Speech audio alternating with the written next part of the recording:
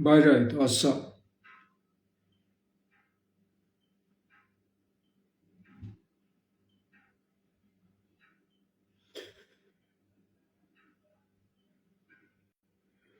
Байрайт, Верцут, торговая фирма Байрай Гават. Всех приветствую, достойных сыновей, дочерей осетинского народа.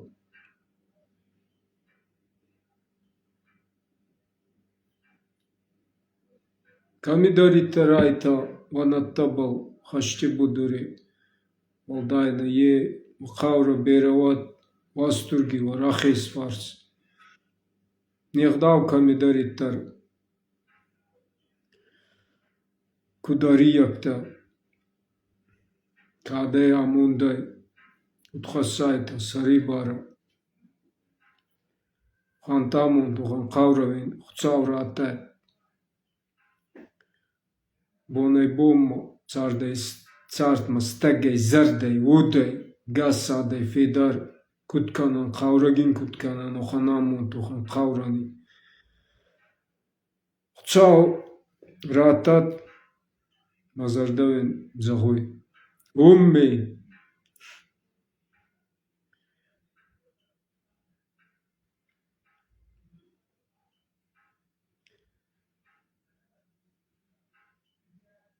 С праздником всех христиан.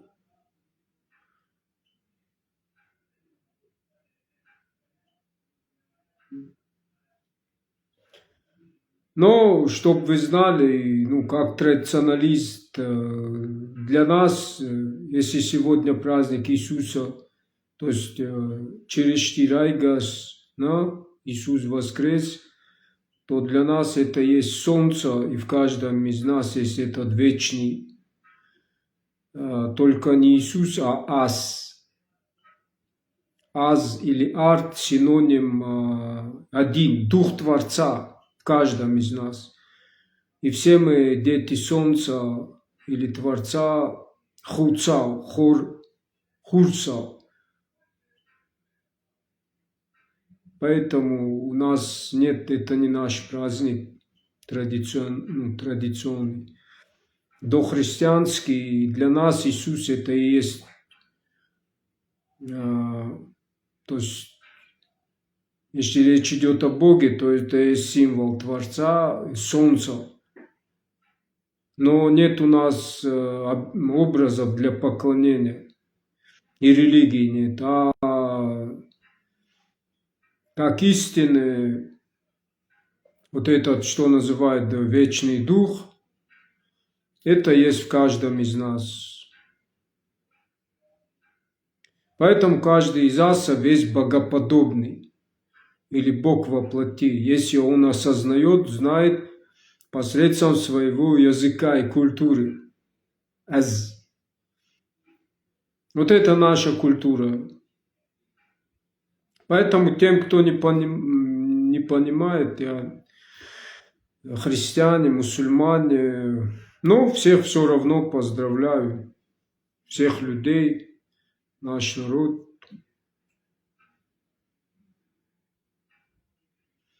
Мне очень обидно видеть, что какая-то типа актриса, ругаясь матом, оскорбляет Всевышнего, не зная того, какой у нас тут сложный путь и через что нам приходится проходить. Смотрю, что у нас в Осетии происходит, я в шоке бываю. Я понял, кого имеешь в виду. Это Джелиева, Оксана, певица, из-за которой вчера я эфир сделал, потому что мне присылали все. Честно говоря, я и всегда злился нашим воинам. Злился на наших воинов. Почему? Потому что до войны сколько человек призывал в эфирах. Может, ты и многие меня не знали, но вот почему меня многие не поняли, я тоже за деньги сказал, что типа за деньги идут, неправильно поняли. там мы встретились, разобрались, руки пожали, я обратился, сказал, что, я имел в виду в том, что когда до войны те же проблемы у нас, то сейчас есть, человек о них никто не говорил и рядом никто не встал. Суть цель была порядок навести и объединить на основе Нартиады, вот всех патриотов. А теперь, когда уехали многие, оттуда видят или еще что-то, постоянно жалуются. А кто виноват? И типа мы воюем с оружием, а вы там что-то делаете, где вы, что вы. Патриотизм же не заключается в ношении только оружия. Любому дай оружие, научи он точно. Чем отличается настоящий воин? Или ирата разума, когда мы говорим. Это не просто идти вперед, Я есть свет несущий, воин света, носитель своей культуры, Ахдау. Это идея, идеология, это не просто слова. И где бы мы ни были, мы несем нашу культуру, наше лицо, народа и вообще представители нашего народа. А наша сила – это наша идеология, о ней я делал эфир недавно, на YouTube тоже добавил. Из закрепленных сообщений этот образ, дух нашего народа, чтобы нам легче было представить, как оно должно быть с точки зрения нашей культуры. Нартиада Магаска. Байрайт, верцут байрай гават, вегашей мандар. И я этим что хочу сказать? Там, где денег нету, там, где надо, свой труд вкладывать, там. Вот мы подняли экранизации нартовского эпоса, собирали, хотели сначала привлечь внимание конкурсантов, тех, кто примет участие. И там единица одна, и большинство начали за деньги говорить. Даже на свое имя, на Хейкадан, для своего наследия, никто бесплатно не готов был работать. Когда это самим же, надо стинам понимать, что это наше наследие, и нам надо все сделать, деньги, не деньги, чтобы это было актуально, оживить образы из нарских сказаний, наши смыслы, понятия, нашу культуру. И для детей, и оставить свое, даже на свое имя мы без денег ничего не хотим, сразу запор у всех начался. И все, заморозился этот вопрос, и все. Я в эфире обращался через YouTube канал, Министерство культуры. Они тоже, если им конкретно не предложить, они тоже не готовы вкладываться ничего.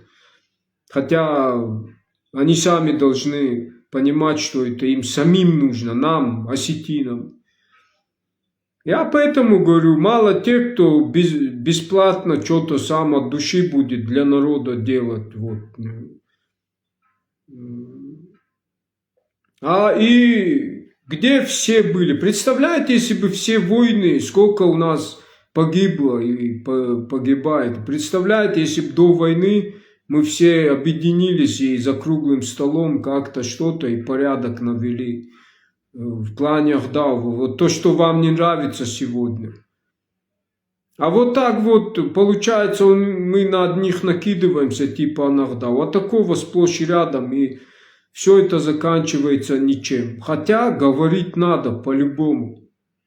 Но надо это делать всем, все должны открыться, все должны сами быть примерами.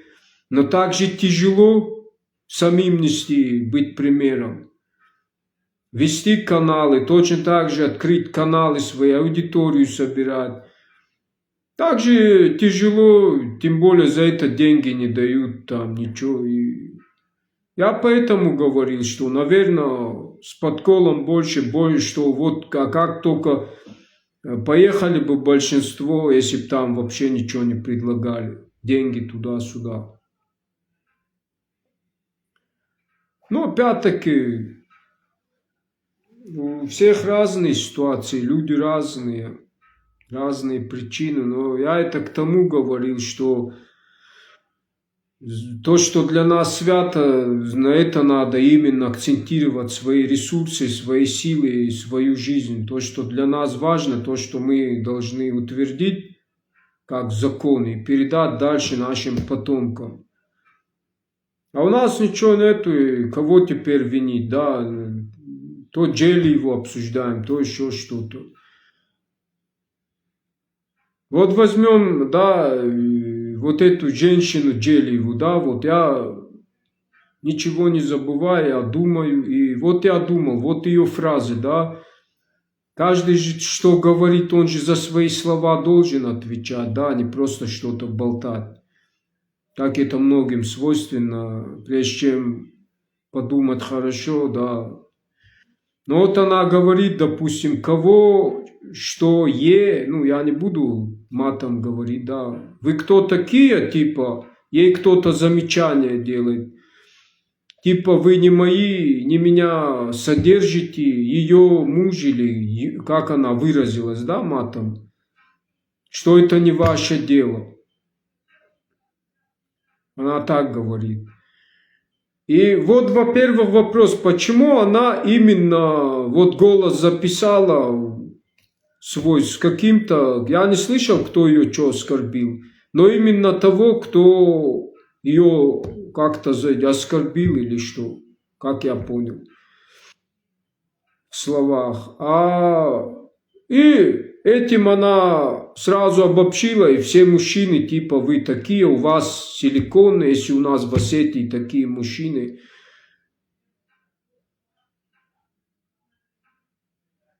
Если у тебя попался один, кто тебя, во-первых, вам миллион раз вежливо, наверное, сделали замечание. Но вы переходите на личность и начинаете оскорблять, и еще оскорблять весь народ. Что значит, кто мы такие? Все, что вы, как, ну, вот как вы себя ведете, ведите, у вас права есть, что хотите, делайте у себя дома. А когда вы представитель нашего народа, нашей культуры, то это напрямую касается всех, и вы должны отвечать за ваши действия и поступки. Во-вторых, в-третьих, вот там Джелиева говорила, что какие вы мужчины, ну, мне в лицо не говорите, подойдите, скажите, да, вместо этого вы, не спросив, публикуете там. Ну, во-первых, вам еще раз, люди, наверное, миллион раз делают, объясняют, несут. Вы же не слушаете. Как вам объяснить? Как вам еще объяснить? И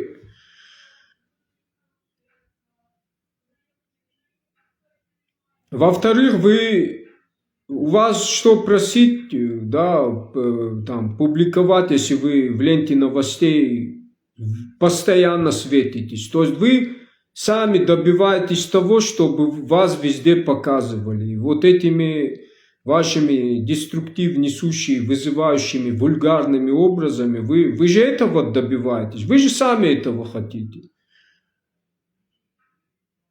Что у вас спрашивать, если вы сами публично публикуете, показываете себя, сами хотите, чтобы вас обсуждали? Вы что, думали, что вам все лайки будут ставить? Молодец. Ни черта подобного, здесь это не поддерживает большинство, и именно приличная часть осетинского народа. Не как мужчины, не только мужчины, которых вы демонизируете, которых к вам ненависть, наверное.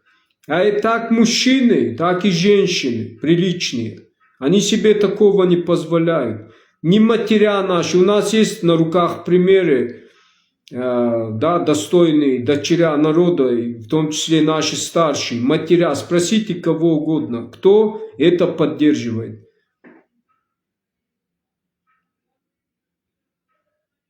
Посмотрите, сколько лайков мне ставят. Предыдущий эфир я специально сказал, пусть поставят мне лайки, кто против таких образов вульгарных в нашем обществе. И посмотрите, сколько лайков. Может, не все посмотрели, поделитесь в эфире, да, пусть все увидят и тоже скажут.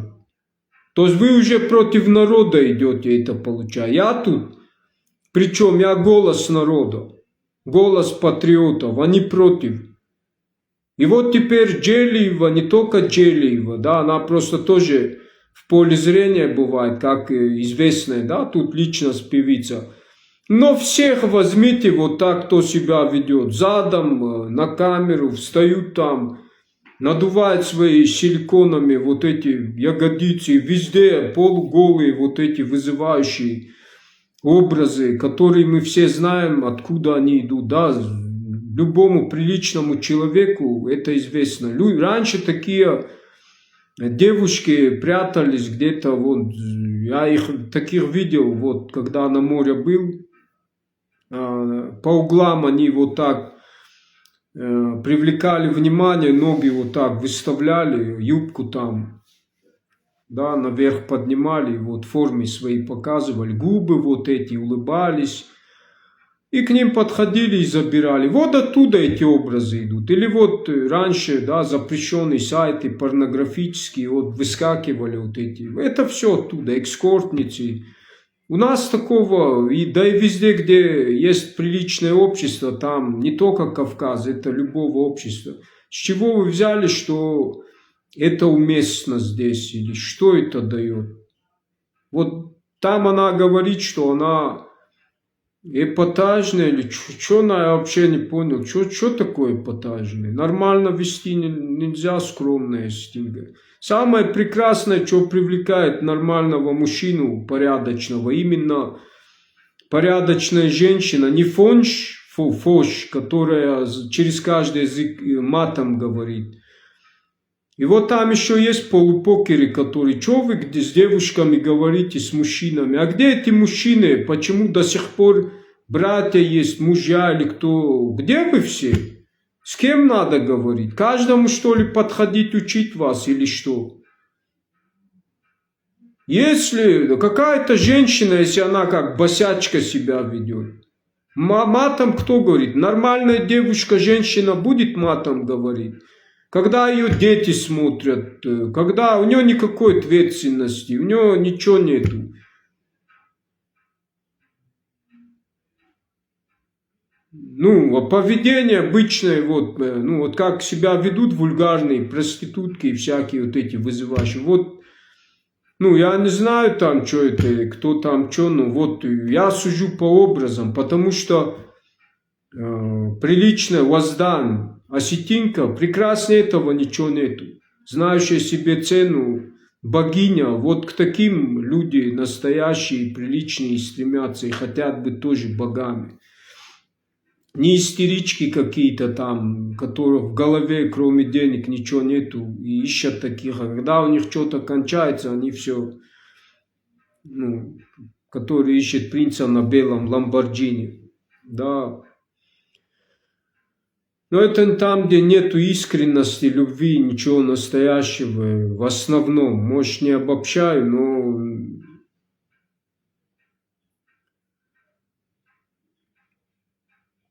И еще им надо доказывать свое мужское. Настолько они обнаглели.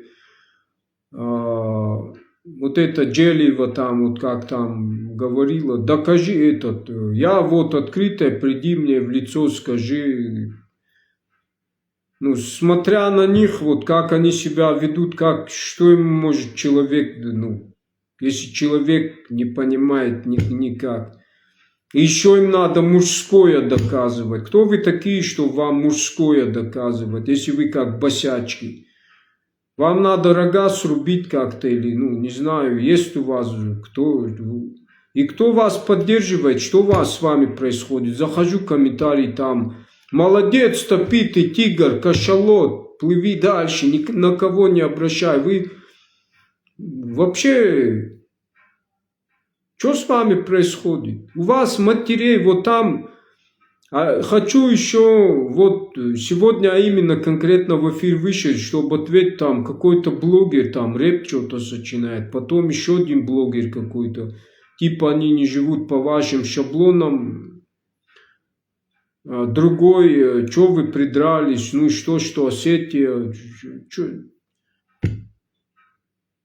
вот эти полупокеры, у вас стержня нету, люди, что вы хотите этим сказать? Вы выскочили и необоснованно что-то сами хайпуете. Вот осудили вот этих осетин, которые в Америке живут. В отличие от вас, они что-то делают, они сказали, это хорошо. То, что они сказали, говорят, это хорошо. Главное, чтобы что-то из этого в хорошую сторону пошло, чтобы люди задумывались. А вы что предлагаете? А вы выскочки обычные, как выскочки, выскочили.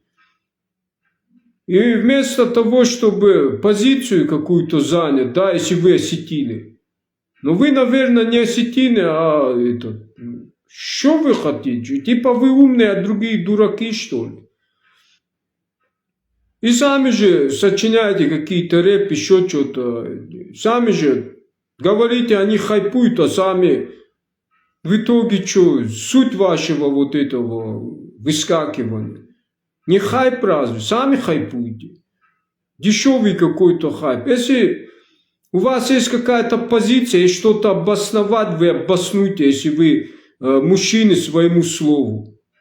Зачем вы влезаете и начинаете палки в колеса ставить? Типа вы что, умные, а мы дураки, что ли? Или что? Теперь вот этим блогам,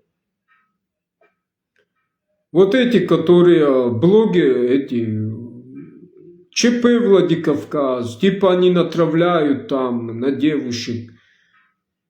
Вы кто? Не осетины или иноагенты, или кто вы, непонятно кто, но...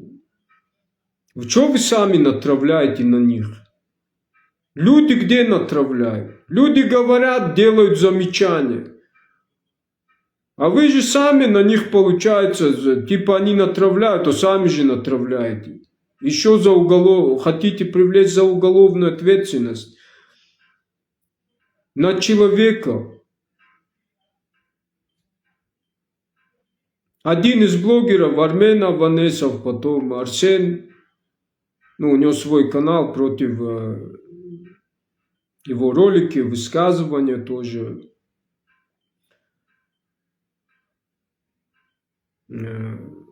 Против экскорта, Кавказ против экскорта.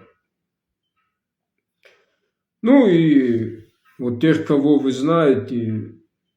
Во-первых, что вы к этому привязались, к этому Армену на личности?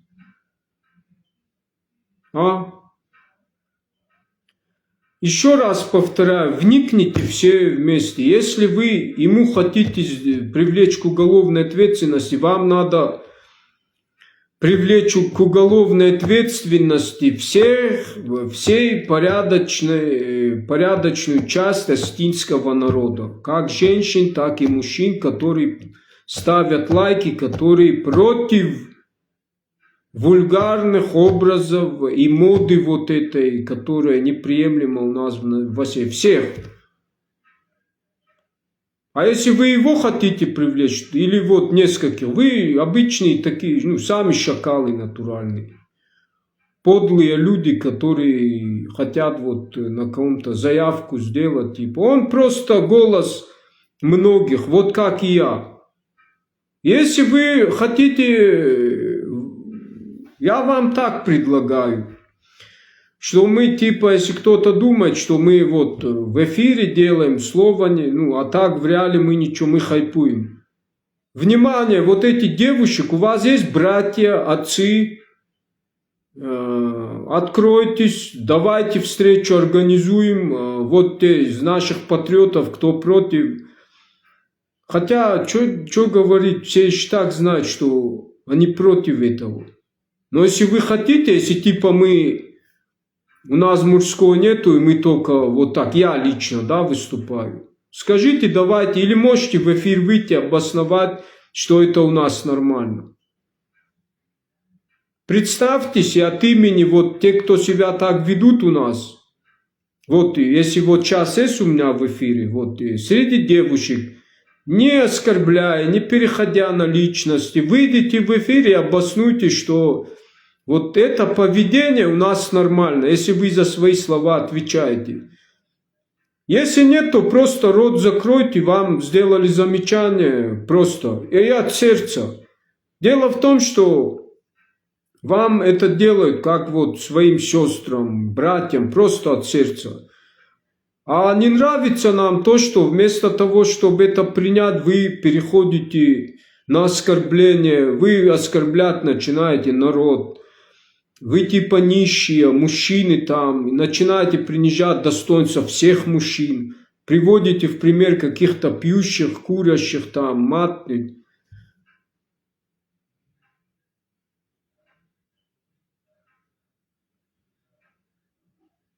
Каждый мужчина должен, ну, ты хочешь показаться умным, это понятно, что, но мы же видим, что значит их не воспитывай.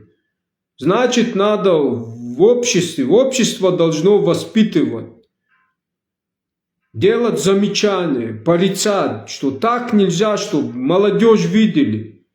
А если этого не происходит, то так себя и ведут. Парочки на скамейках сидят, целуются, сосутся там, взрослые ходят, дети ходят.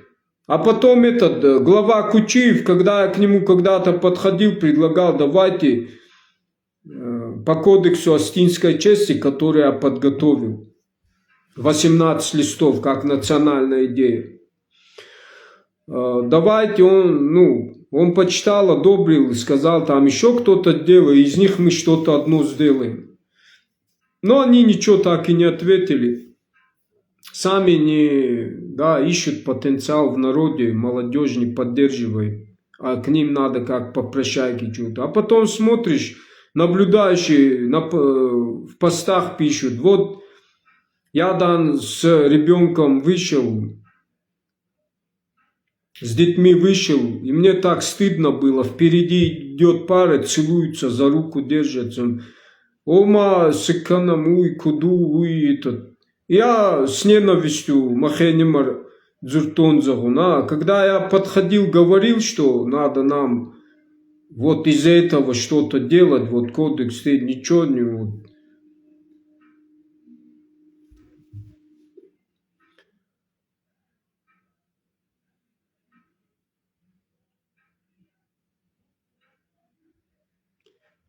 Тогда общественные организации, это от каждого, оставьте на кого-то возлагать, это каждый из нас должен,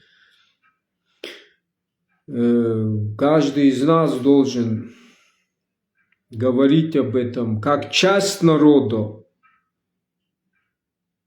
А если нет, то что вы сами выскакиваете там? Какие вопросы вы решаете?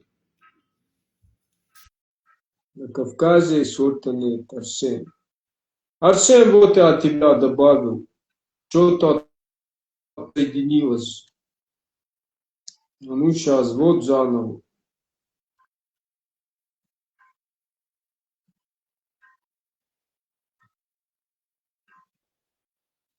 Вы ничем не занимаетесь, это я занимаюсь. Кто там пишет? О, Арсен! Алло, слышно? Слышно, наконец-то вышел.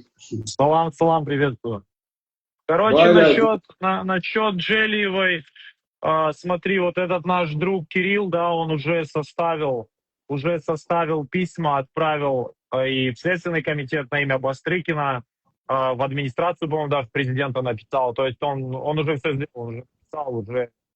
То есть дело как бы будет по-любому. Ну, сначала там эксперты должны проанализировать все эти файлы и дать уже непосредственно как бы профессиональную оценку. То есть был ли там какой-то состав преступления или не был. Ну, как сам Кирилл заявляет, то есть Кирилл говорит, что был. То есть там можно ей на самом деле, то есть она там наговорила себе на статью, там дискриминация, вот именно вооруженных сил. Там много на чего наговорила. Но вот самое серьезное, это именно то, что она тронула жен СВО. Неважно, на самом деле неважно. Она говорила про всех, или про часть, или только про одну жену, понимаешь? То есть она публично заявила вот такие вещи, там, что они там гуляют направо-налево, еще более жестко она сказала. То есть, ну, вот такие вещи, они попадают под статью. М. Ну да, мне со вчерашнего дня скидывают эти. Неужели на себя не смотрят? Как можно так выражаться все, ну, ёлки. Ну, это, какая бы злая ты ни была, да, но ты же как бы, она, по сути, вот просто тот факт, что она это говорит, но это же недопустимые вещи какие-то. Да там все были в шоке. Ну как ты можешь такое говорить? Ты публичное лицо, ты певица, ты живешь в республике. Да кто бы тебя как ни задел, да лично ему позвони, скажи такие вещи. Ты на публичное обозрение выкладываешь, там, я ваших мам, я ваших пап, ваши бородки мне напил. Что это такое? Что это за разговоры? Ну, такое нельзя как бы спускать с рук. Потому что если сейчас ей это сойдет с рук, то нам вообще можно закрываться тогда и ни про что больше не говорить. О чем еще тогда говорить? Она просто, ну, говорит, я ваших мам там и так далее. Если сейчас никакой ответной реакции не последует, тогда про чем мы вообще еще говорим? Зачем мы вообще нужны? Я тогда удаляю свой Инстаграм и, ну, иду заниматься своей жизнью. Но видишь, она же это специально, наверное, сделала, чтобы то есть всем мужчинам сказать, все же ей замечания делают. И она вот одного нашла, за одного зацепилась, выставила, чтобы все тоже слышали, типа пошли все к черту, это мое Вот дело. смотри, вон там кто-то пишет, а кто ее спровоцировал, тоже сядет. Такого понятия, как, смотри, вы же все орете про правовое государство, да? Когда с вами хочешь по понятиям поговорить, вы говорите, иди гуляй, мы живем в правовой России. Какие кавказские понятия, да? О чем ты говоришь? А когда мы с вами начинаем в правовой плоскости разговаривать, вы говорите за понятия, начинаете говорить, а тот, кто ее спровоцировал. А такого понятия, как спровоцировал, да, в юридическом поле нету такого понятия, как спровоцировал. Каждый взрослый человек отвечает за свое действие сам. А ты не провоцируйся, понимаешь? Тебя провоцируют, а ты не провоцируйся. Вот тебе ответ. Нет такого понятия, как спровоцировал. Она отвечает сама за то, что она делает. Да. Да как? Ну, можно, ну, с астинской фамилией, публичная личность, известная, так выражаться, ее дети смотрят. У нее мужа нету, этих нету, да елки. Еще ее защищает. Вчера один ролик, непонятно, что он. Ну как ты можешь такое оправдывать? У тебя мамы нету, она так вела себя, бабушки нету, они так себя вели. Как можно такое оправдывать? Нет, а что бы он ей не сказал? Что бы он ей не сказал? Как он ей посмел про ребенка сказать? Как он ей посмел там про что-то сказать? Да, о чем речь? Перед нами стоит какая-то ведьма в мини-юбке, какая-то забита татуировками. Она себя позиционирует как осетинская певица. Я не знаю, есть у нее награждение, что вообще артистка или нету. Я вот этого момента не знаю. Она народная артистка Северной Осетии, ну как бы, у нее есть официальное звание или нету? Как можно оправдывать таких людей? Это себя не уважать. Она просто на 3 буквы шлет, ну вот всех, кто ей недоволен. А ей недовольны очень многие, да, ее поведением, то, как она себя ведет. Она в каждом своем ролике говорит, да идите на. Всех в комментариях шлет на 3 буквы. И люди от этого что, кайфуют, что ли? Это какой-то стокгольмский синдром, что ли? Мы любим тех, кто нас унижает. Да такого не должно быть просто, ну не должно быть. Что бы ее кто не спровоцировал, да где такое, ну, это же неадекватные какие-то вещи. Ну, как можно это оправдывать, я вот не понимаю. Фред, скажи, как это можно оправдывать?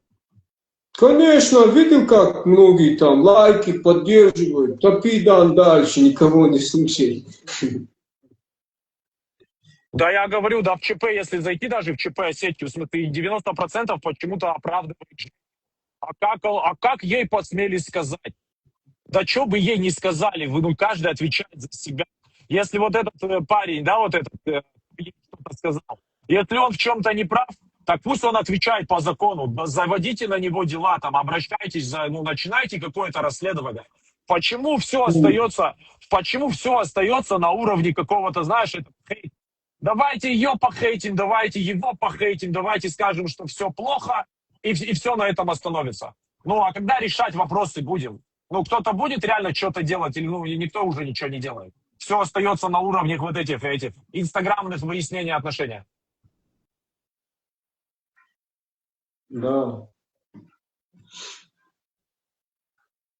А вот сегодня тоже, да, вот этот ролик, там рэп кто-то Вот Алексей пишет сочиняет. про Бастрыкина. Алексей, можешь зайти на конференцию, если у тебя есть какая-то позиция, можешь ее высказать. В том-то и проблема, что сейчас все решается либо через Путина, либо через главные лица, да, федеральной власти. На местном уровне, ну мы же сами обращались к Дидику. Уже месяц прошел, никакой реакции нету. Людям что, нравится смотреть на этих полуголых блогерш, на девушек, которые с зелеными волосами в татуировках ходят по проспекту? Ну, мы еще Кавказская республика или не Кавказская республика? Что, вот один Фред должен говорить о традициях, что ли? А люди сами к своим традициям как относятся? Ну, кто-то их уважает, вот кроме буквально нескольких там человек, я не знаю. Почему только вот определенные люди говорят о традициях? Другие никакой вклад со своей стороны ну, не хотят привнести.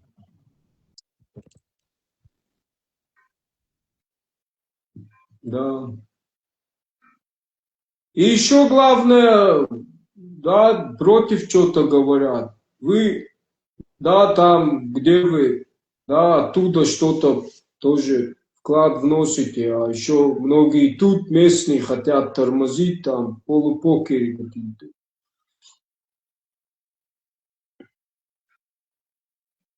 Да, 100% такие вещи нельзя оправдывать, потому что если мы будем закрывать глаза и говорить, ну, она же женщина, ну, у нее же дети, ой, она бедная мать-одиночка. Да, ну не вариант, ну, в смысле, ну, если у тебя дети, если ты бедная мать-одиночка, если, ну, все так плохо, так, ну, а какого черта ты распакиваешь тогда свой рот на всю республику? Ну, выглядишь просто как фрик, там, ну, короче, я не понимаю, почему это работает в одностороннем порядке?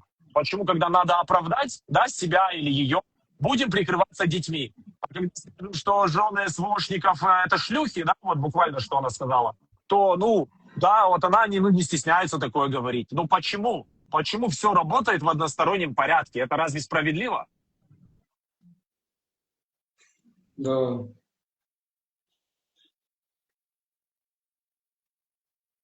Да, еще позицию видишь, как те, кто... Вот мы видели хотя бы одного вот из местных, вот я не знаю, кто бы позицию какую-то свою занял, вот за нас сказал, да, допустим, что так неправильно. Наоборот, вот эти местные какие-то блогеры тоже, вот я отвечал кому, Ногдзао Оксана, или как ее, Диана Салбиева, потом еще один блогер, рэпер какой-то, все они, никто позицию не это. И ни туда, и ни сюда, и ни вам, ни нам, а еще и палки в колеса ставят. Непонятно, что они хотят сказать, это оправдать, и это типа правильно.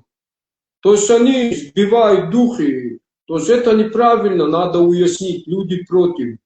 Они ни туда, ни сюда, ни что-то типа умный, посмотри, кто-то говорит, что-то как-то говорит.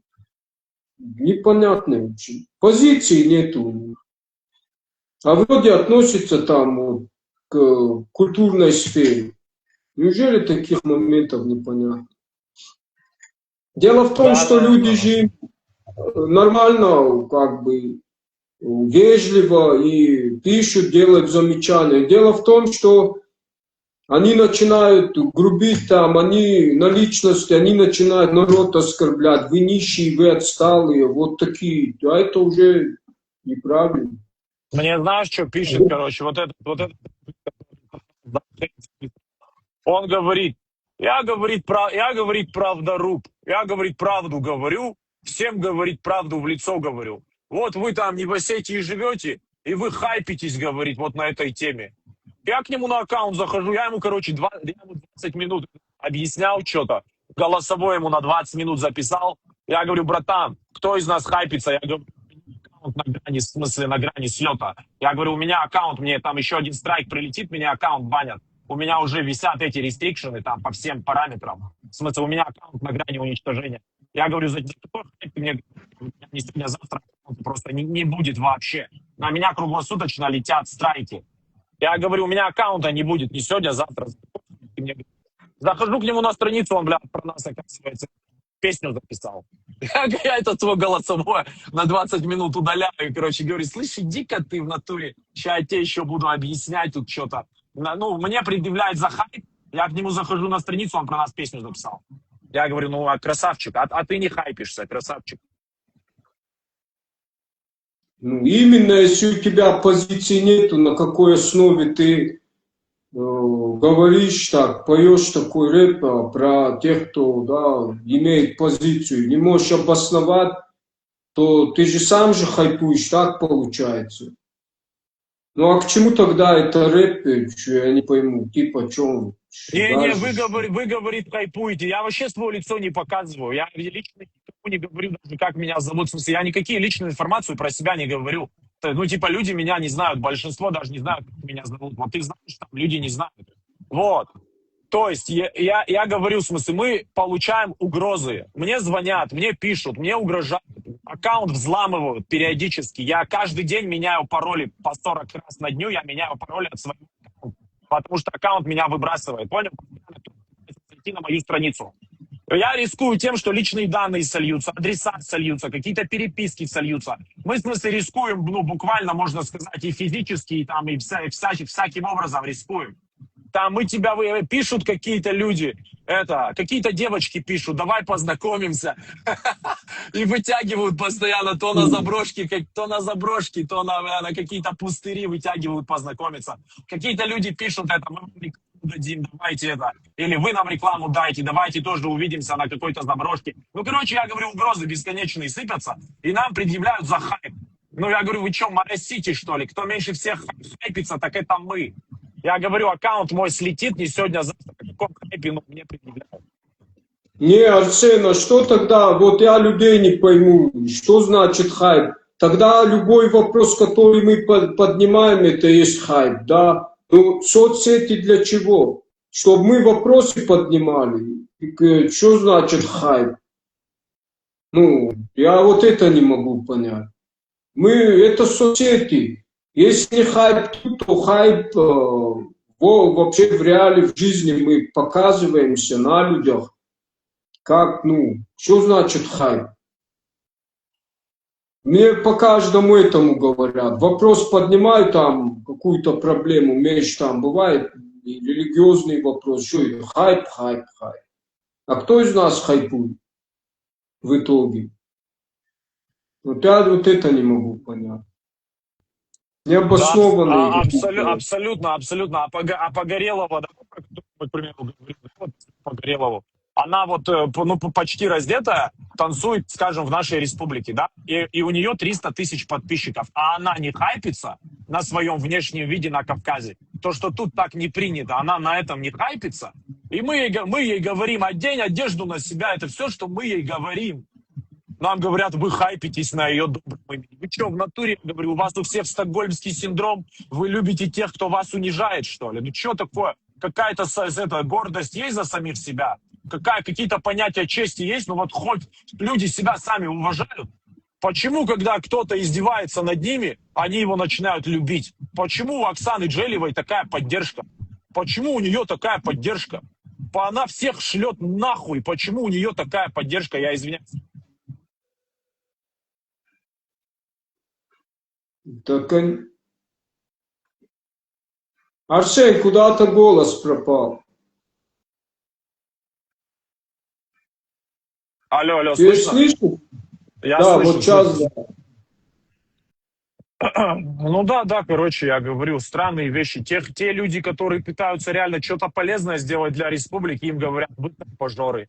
А те, кто просто разделись перед камерой и какой-то разврат пропагандируют, им говорят, вы красавчики, вы сильные, вы независимые, вы свободные люди. Мы же живем в правовой России. Здесь все работает по закону, все и всегда. Ну вот только почему-то у нас в натуре дороги разбитые. Там люди, не знаю, где-то голодают, зарплат нет, пенсионный возраст подняли. Но когда речь заходит о том, что надо раздеться и ходить по Осетии голыми, мы же живем в правовом государстве. государстве. Тут у нас же это, права и свободы граждан. Но это чистые, я говорю, чистые фрики оправдывают фриков. И все. Ни один адекватный человек, ну, не поддержит ни Джелиеву, ни Погорелову, ни всех остальных.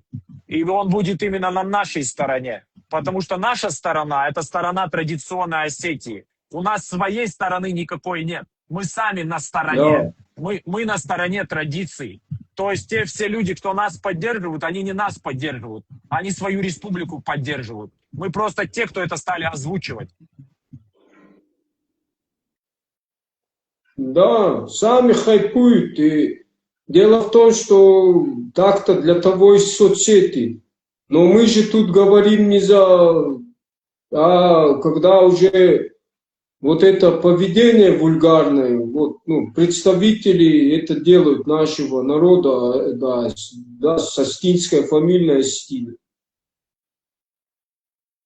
Так почему они хайпуют, используют наше осетинское имя, наши бренды, они же тут в Осетии и на этом хайпуют, и везде кто им... Они вот сами... подключи, Фред, подключи вот этого типа, вот Скиф Осагу, вот этого типа подключи, это рэпер вот этот, вот его подключи. Кинь Да. запрос. Кинь запрос, вот поясни, вот тут люди, ты сказал, ты выйдешь на прямой эфир, ты мне слово давал. Давай, зайди на эфир и поясни за свои песни. Фен Осагу. А он, ну, Осагу, отправь запрос. Кто им дал хайповать на нашем имени осетинском святом? Вот им вопрос. Они еще передергивают, хотят, кто им отвечает, еще их делать потом виноватым. То есть те, кто дискредитирует нашу культуру, которые хайпуют сами. А когда им делаешь, в итоге мы хайпуем. Еще хотят на нас вирус. Ты будешь заходить, Скиф, ты будешь заходить? Не, у типа никнейм, тип себя Скифом называет и какие-то песенки поет про нас. Вы уехали в Америку. Я говорю, Скиф, ты же Скиф. Ты будешь про будешь. И пацан теряется с этих разговоров. Про Джелли он говорит, ничего не хочет. Он хочет про нас говорить. Да. Ну, пусть он обоснует, вот, Скифе на сагу. Зайди, обоснуй вот свою позицию, чтоб мы знали. Не переходя на личности, да, давай. Да, если у тебя есть позиция, обоснуй. Ты же говоришь за хайп там что-то, вот, объясни нам, чтоб мы знали. В чем мы не правы. Да, пусть уже народ сам определит, правы мы или не правы. Вот зайдите и обоснуйте, в чем наша неправда или правда, и выразите свою позицию. Но когда у вас позиции нету, и вы что-то против там пишете, какие-то рэпы, что-то, это что вы хотите сказать? Ты же сам хайпанул прежде всего, да, спел. А если у тебя ты должен сначала к людям написать что-то или обосновать свое, а не рэп нам читать и помыть. Да, 100%. Он, главное, выкладывает, в смысле, он на публику выкладывает, нас хейтит, а мне в личку пишет и говорит, я тебе, говорит, могу обосновать. Я говорю, да иди гуляй, в смысле, дружище, мне ты в личку что хочешь обосновать? Я говорю, ты нас публично унижаешь, а говорит, в личку я вам обосную. Я говорю, иди публично обоснуй свое, то, что ты про нас говоришь. Иди публично выскажись. Не, он публично песни поет. Да, это чистые клоуны, какие рэперы в натуре, стоит какой-то полубомж, получеловек, и сейчас он нам будет свою позицию обосновывать. Да кто он такой? Кто он такой? Нам надо, чтобы, я не знаю, Дидаров к нам подключился сейчас на эфир, и мы с Дидаровым поговорили, или с кем-то, с таким человеком, а не с каким-то бомжом из подворотни, у которого есть свое мнение. Да у него не должно быть своего мнения. У него мнение то, что ему скажут, он просто должен исполнять, это исполнители. У каждого, в смысле этого, в натуре полудурка есть свое мнение, он сейчас будет его тут обосновывать, на всеобщее высказываться, вы правы, вы не правы. А кто тебе дал право судить? В натуре, кто ты такой, что ты сейчас будешь там залетать в какую-то тему, да, мне скажут, а ты кто такой? Мы те, кто рискуем, хотя бы вот так. Мы те, кто рискуем хоть чем-то, хоть репутацией, хоть физически, хоть как-то. Да, земля же круглая, нам же говорят, что мы вас найдем и так далее. Мой же аккаунт ломается, то есть меня же могут там выцепить где-то там, найти и так далее. Но могут, гипотетически же могут. То есть я же беру на себя какие-то риски, беру. То есть когда мне пишут, скажи мне свой адрес, где ты находишься, да, сейчас я вам скажу свой адрес. Вы меня найдите, и давайте, вот вы меня найдите сначала, когда найдете, да, вот посмотрим, что будет. Да, это уже делают как шакалы и трусы. Вот те мне тоже пишут, я часто блокирую там адрес, номер, да. Вот это самое, что есть трусы, которые скрывают свои лица. Они решают? Если они что-то не как шакалы, что-то у них есть, да, если они открытые, да, пусть они обоснуют, покажутся людям. Вот, посмотри, сори, что перебиваю, вот смотри, no fuse, вот можешь вот сюда зайти, вот зайди. Вот ты мне говоришь, рискованный, что ты сюда приедь и здесь говори. Вот давай, мы тебя приглашаем на эфир. Вот просто зайди на эфир и обозначь свою позицию, хотя бы свой голос подай. Ты же даже боишься свой голос подать, ты же просто комментарии пишешь, хейт пишешь, и все, на что тебя хватает. А другим людям говоришь, приедь сюда и здесь начни газовать против блогеров, да, против знаменитостей, против всех, у кого есть там эти заряженные типы и так далее. Там, кого только нету. Чтоб к нам заехали сразу, и что будет? Вот что будет, как ты себе представляешь, газуй говорить в Осетии? Кто в Осетии? В Осетии все молчат. Арсен, я перебью. Если он хочет на тебя газовать, тогда всем тем, кто хочет газовать на тех, кто замечания делает, вам надо тогда на наших старших газовать, на тех, кто и на СВО, и везде те, кто против. И те, кто из-за угла что-то хочет сделать, это натуральные трусы, шакалы. Это все народные, национальные вопросы. Если вы хотите реально что-то, чтобы решилось, да, проблема, разобраться, вам надо открыться, если вы не черти, натуральные черти, и обосновать свое вот адекватно, не переходя на личность, не оскорбляя, если вы за народ или что вы вообще хотите. Человек тут при чем? Я, например, вижу проблему и поднимаю его. Если у вас есть что-то против, обосновать или что это неправда, вы, во-первых, кого представляете, то есть кто вы, что вы сами для народа сделали, для Осетии. Но, в смысле, знаешь, вот что поразительно, Фред? Вот эти разговоры, когда начинаются, приедь в Осетию, говорит, в Осетии говори. В смысле то, что кто-то приедет в Осетию. Вот Фред в Осетии сидит и говорит. Но тем, кто уехал, говорят, вы приедете в Осетию и говорите, вы что, больные, что ли? Мы все находимся в Инстаграме. Вы сами в Инстаграме. Вы публичные люди. Вы публично выступаете на весь мир. Почему вы нам говорите, приедь в Осетию? Ты сама где? Ты сама что, в Осетии, что ли? Ну ты же в Инстаграме. Мы же друг друга в Инстаграме нашли. Так я тебе в Инстаграме говорю. Ты себя ведешь неправильно, скажем. Неправильно, вот и все. В смысле, что поменяется от того, что я приеду в Осетию? У меня что, Инстаграм другой станет или что? Интернет другой, в Осетии интернет другой или как? Или это сейчас угрозы какие? Ну это же угрозы, они же вот про это говорят. Приедь, типа мы тебя найдем и там застрелим, вывезем на Сапицкую. Что они там говорят? Эти любители правового государства, понимаешь? То есть когда их трогаешь, они орут про правовое государство. А когда им что-то не нравится, они сами говорят, приедь, мы тебя отвезем на Сапицкую. Это вот двойные стандарты самые настоящие.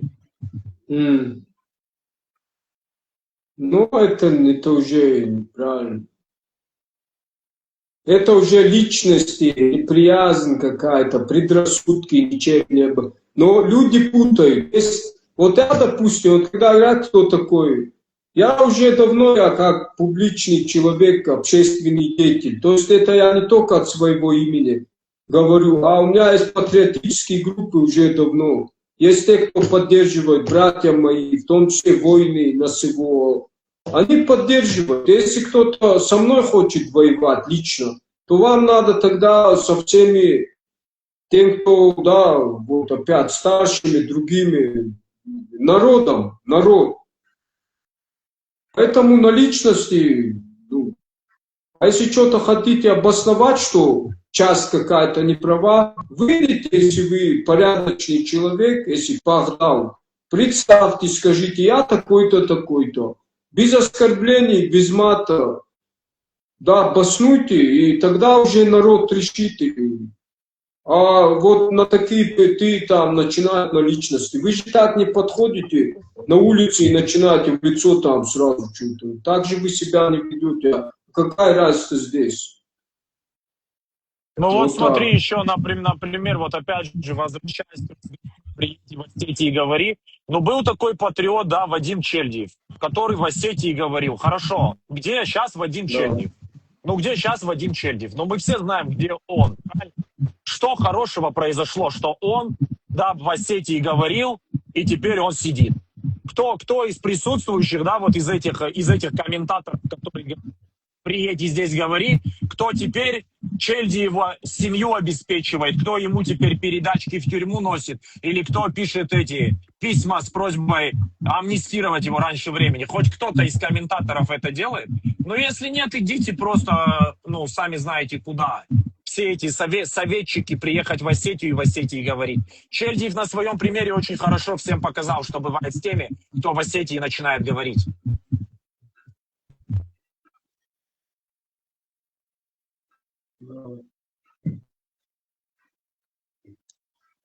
Так, вот кто-то вот просится в эфире. Ну, задай.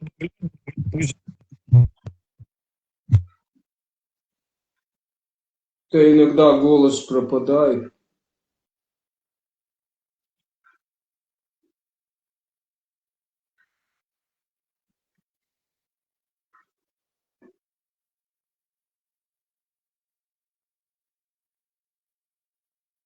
В смысле, Чердиев сам, народ пришел, его вообще не было.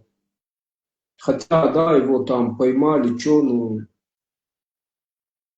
какая разница? Еще раз повторяю. Каждый в риске находится, в каком-то том или ином.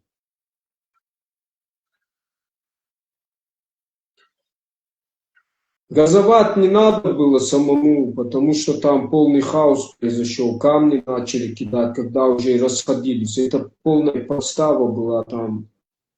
Ну, одного уберут, другого, что, другого лучше, что ли, поставят? Всех их избирает один президент. Что он скажет, то и будет.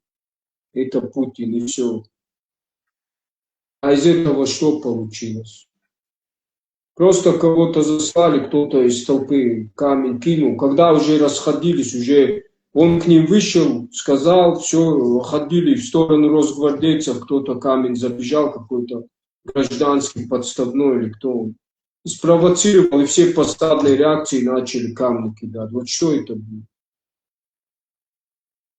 И все, повод сделали, и на этом все.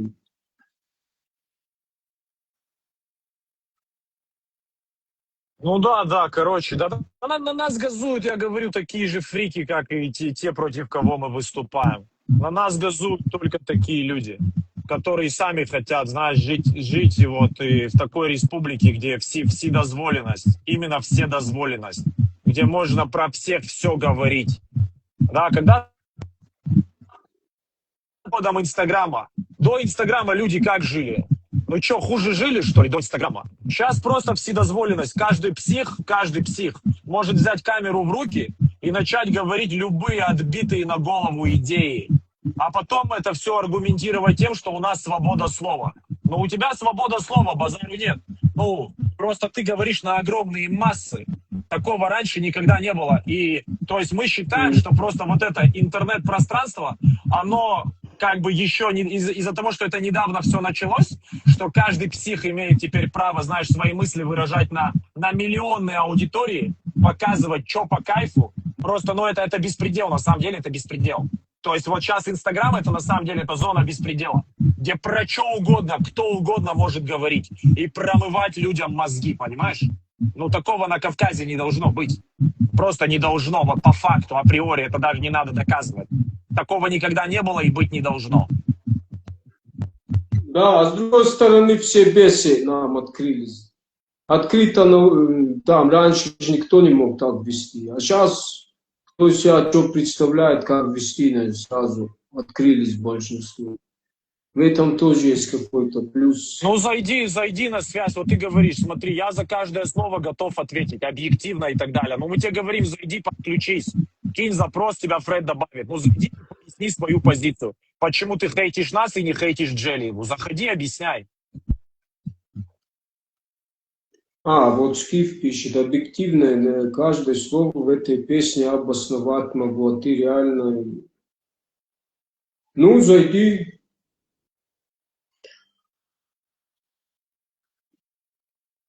Просто это, еще раз, Скиф, ты, ну, здесь личности ни при чем. Если ты, они, вот то, что они подняли тему, да, и осуждают, как бы, что у нас неприемлемо, это народ. И ты тогда должен, если у тебя какая-то позиция есть, ты должен, да, ты же опубликовал, и, наверное, у тебя какое-то есть что-то сказать против этого. Вот выйди, обоснуй, что я и другие, и те, кто недоволен, он не прав. Просто, например, я просто публичный, не все же публичные. Но лично тебе, если захочешь, или вам, или ну, братья придут, то же самое скажут, что и я, и вот Арсений. Какая разница? Просто ваша позиция непонятна. Вы ни туда, ни сюда, у вас стержня нету. Вы или осетин, у нас просто такого не принято, понимаешь? У тебя мать как так себя вела? На всю камеру задом своим или голый, вот так губы, вот это. Когда-нибудь у нас было?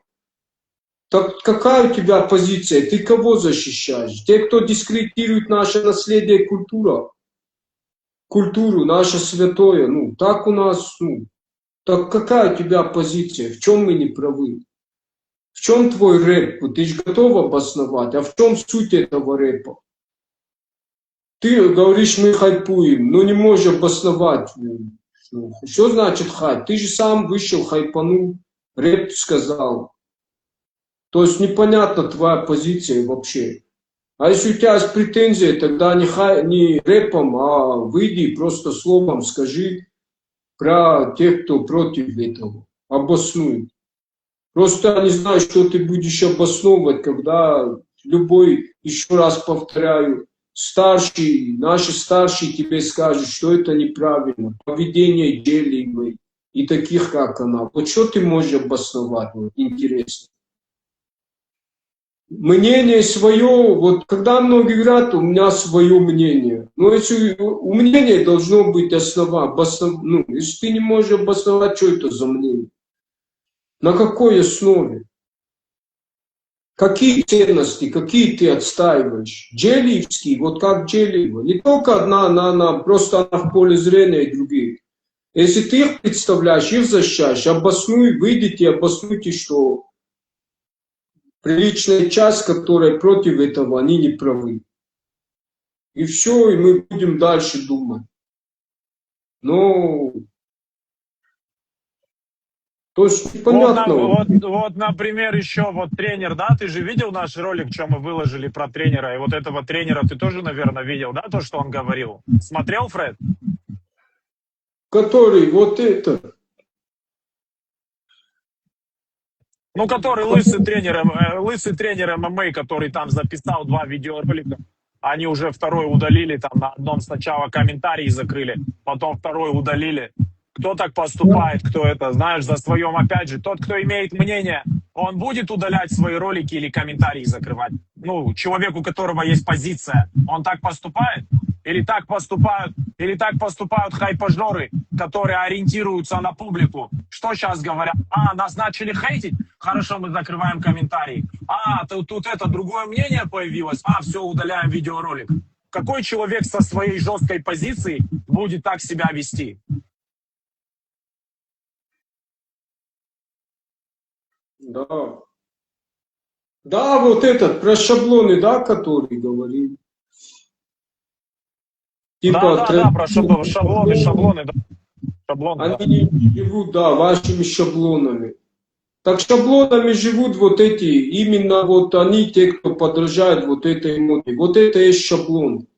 Обезьянничество, когда своего ничего не ценишь, не показать нечего, ни своего образа, ни своего и достоинства. Нет национального самосознания. Когда нечего показать, тогда подражаешь другим. И вот это для них не шаблон, а называется «мы идем в ногу со временем».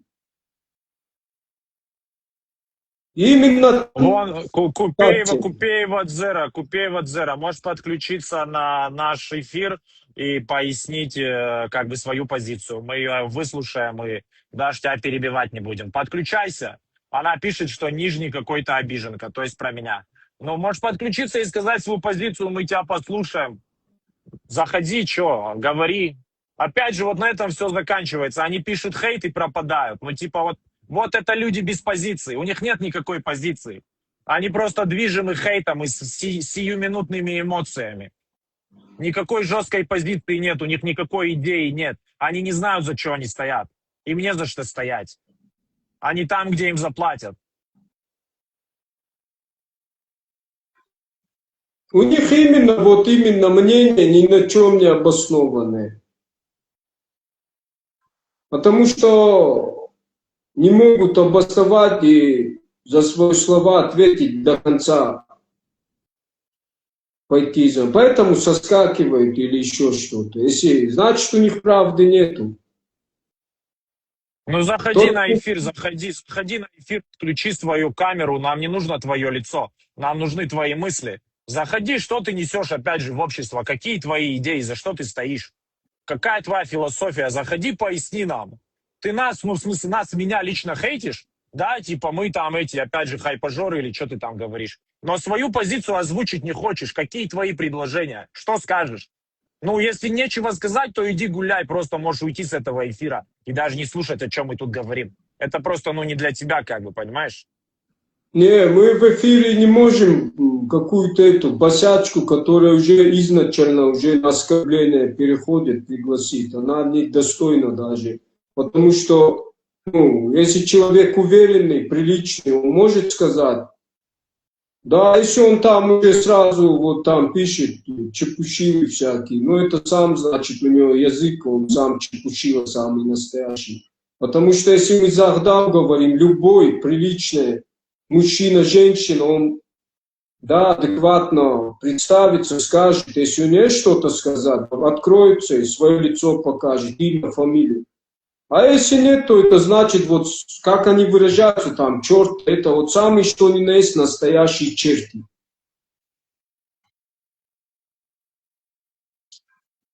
Мне, короче, вот этот рэпер, мне знаешь, что говорит? Говорит, ты за Ахдау топишь, говорит, с тебя спрос в 10, короче, с наездом мне говорит. Ты типа говоришь за Ахдау какой-то, и говорит, с тебя спрос, значит, будет в 10 раз больше. Мы будем, наверное, смотреть твой каждый контент, твой каждый пост, и за тобой вообще наблюдать через микроскоп. Я говорю, ты что, слышь, псих, я говорю, кто тебе сказал, во-первых, что я топлю, ну, какой-то за Ахдау? Я говорю, я лично не живу по Ахдау, я не про Ахдау говорю. Я говорю, что вы шлюхи, вы пропагандируете шлюший образ жизни. Кто тебе сказал, что лично я живу по Ахдау? Или что мы тут требуем от людей? Косынки повязать, там, не знаю, молиться по 10 раз в день и так далее. Не хотите жить по Ахдау, не живите. Вы зачем пропагандируете вот этот разврат? Почему у людей бесконечные крайности? Либо ты должен в монастырь уйти, понял? В монастырь уйти на всю жизнь и дать обет безбрачия.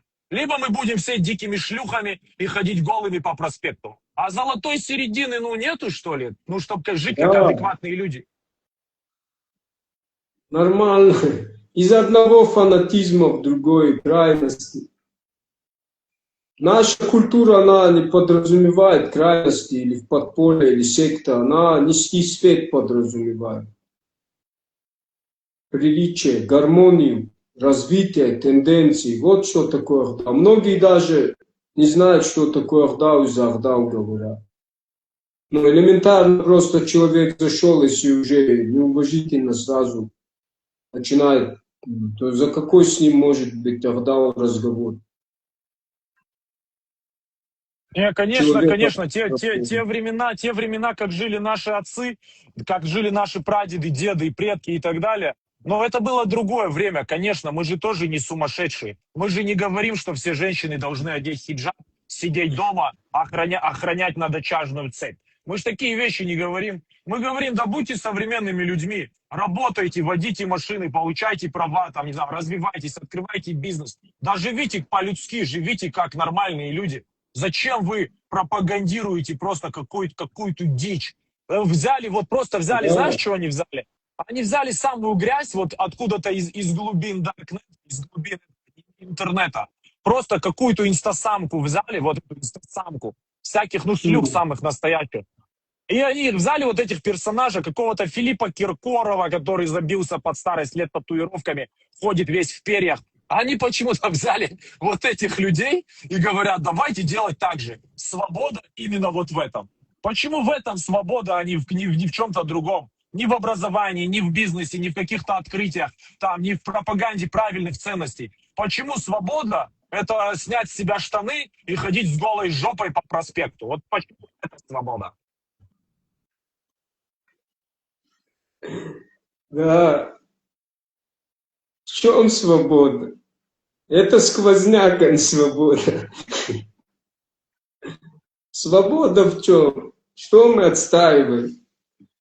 Свобода, когда ты не раб, у тебя независимость. Каждый осетин, вот когда на такие темы мы говорим, он не о личном думает, а всегда понимать, что он часть народа, а народ это культура, это да, народ, а он соседствует с кем-то, мы зависимы друг от друга, от того, что на нас влияет глобальный политический мир сегодня. Теперь задайте вопрос, есть ли у вас свобода?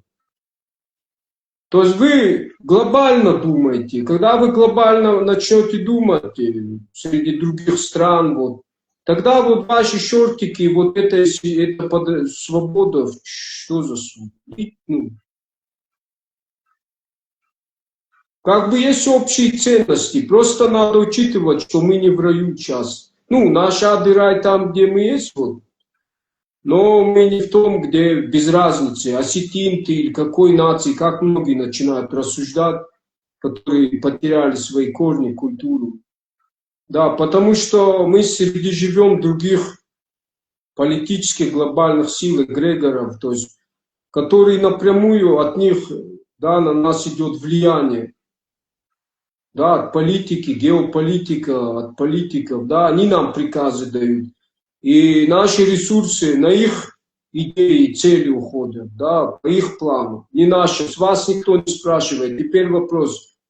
В чем ценности вот того, что вот эти, типа, мы эпатажные, как Джелиева, мы такие, какие, что это, какой смысл? Развитие нашему народу несет молодежь или образы, куда люди должны стремиться?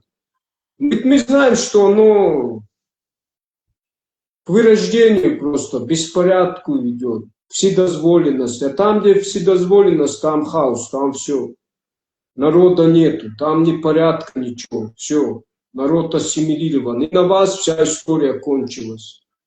А этого добивались корни, кто? Завоеватели. Чтобы завоевать народ, нужно ему корни срубить, его и завоевывать не надо.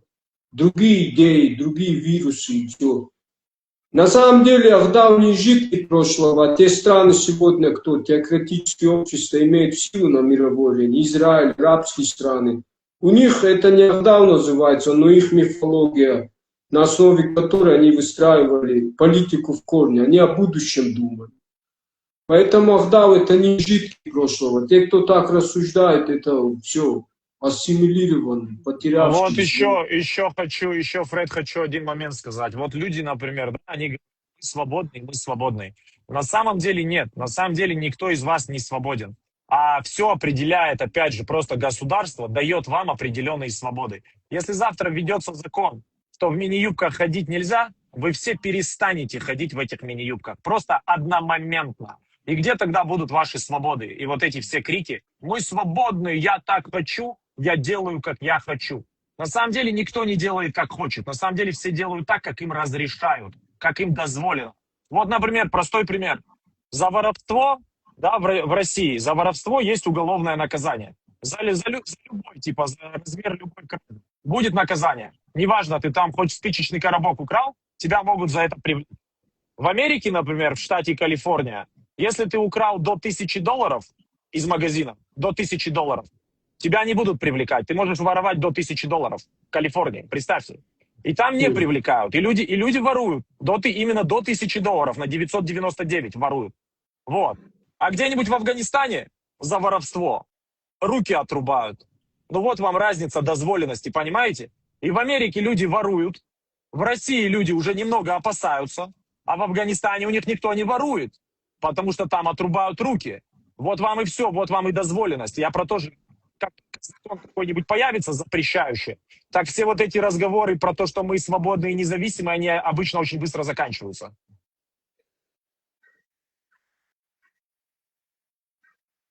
Да. Да, и смотря как смотреть на... Вот многие зависимые там, одержимые там какой-то фанатичной идеей, религиозной, там еще кто-то, можно ли их назвать свободными, кто-то еще от кого-то. А между тем, да, кто-то там спиртных на еще чего-то зависим. Каждый от чего-то зависим, но мы сейчас говорим о народе, а у народа есть ценности свои общие. И надо, наверное, исходя из этого, это есть наша сила, наш дух, наши ресурсы, чтобы мы имели хоть какое-то свое, да, хотя бы не потерять свое, как осетины, продолжатели дальше своей истории, мы хотя бы свою культуру должны ценить. А там уже все от народа зависит. Иначе все, что, где народ? Если он даже свою культуру не знает, ни кто он, что он, ни корни, все. Что хочу, то и делаю.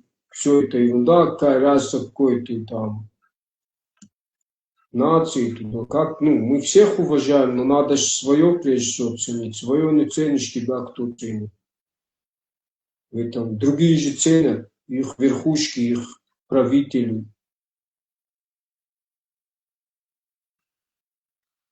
Вот Арсен с эфира вышел.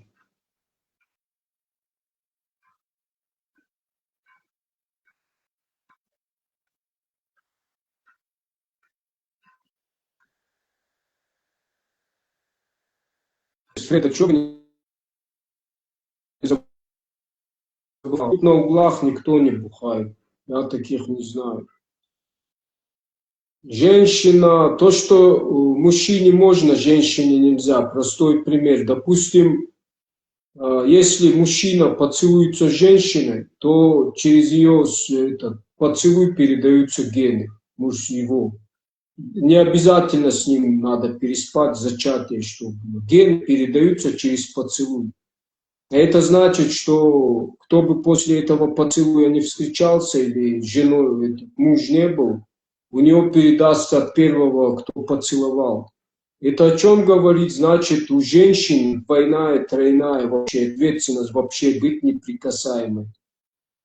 А у нас большинство это озабоченные что-то там, целуются или еще что-то, ну, встречи там, черт знает, там, кто-то там позволяет себе там, по праздникам выпивать.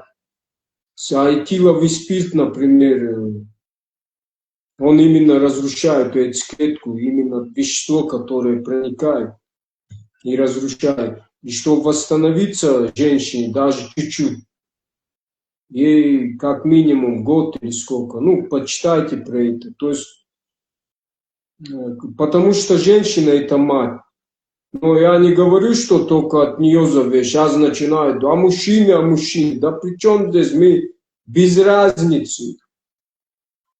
Просто тема о женщинах, ну, какая разница, и мужчины ответственны. Я терпеть не могу, когда мужчины там около грудных курят. Неужели головы настолько нету? Ну, это что же пассивное курение? Каждый ответственен за своих детей. И вот всех хочу, вот тем, кто на Арсена что-то газует, еще на этих блогеров.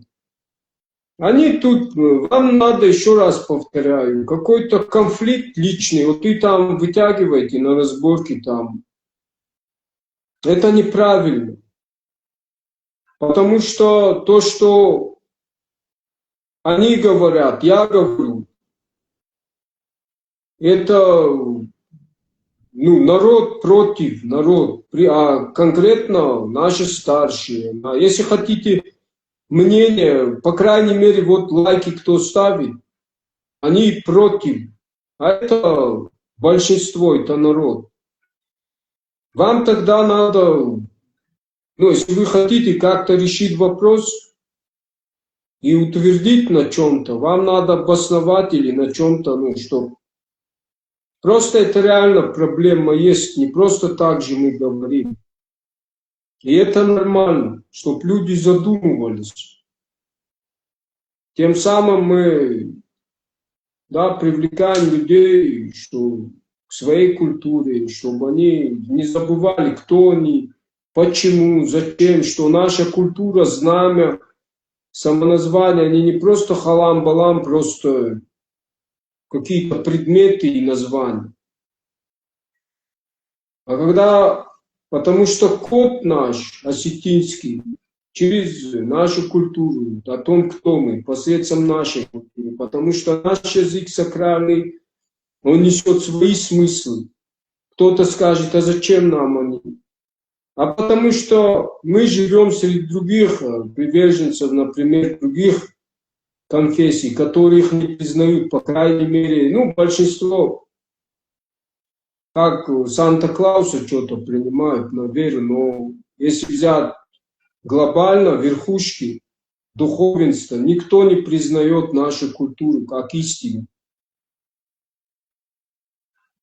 Потому что каждый считает, что только его концепция, она является истиной в последней инстанции. Зачем, по крайней мере, мы должны от своего отказываться? Значит, другие, вот простой пример. По предсказанию, после определенного ритуала у этих израильтян,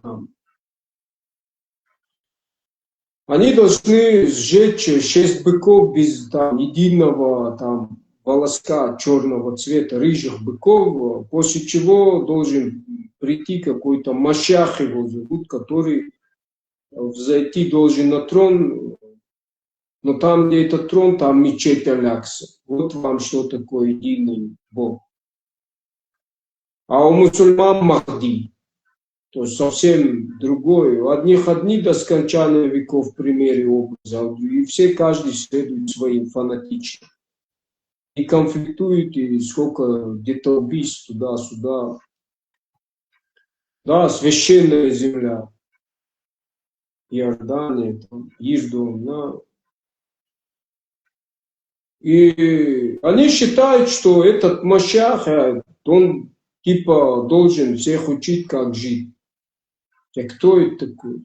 Может, это искусственный интеллект подготавливает и переключат туда.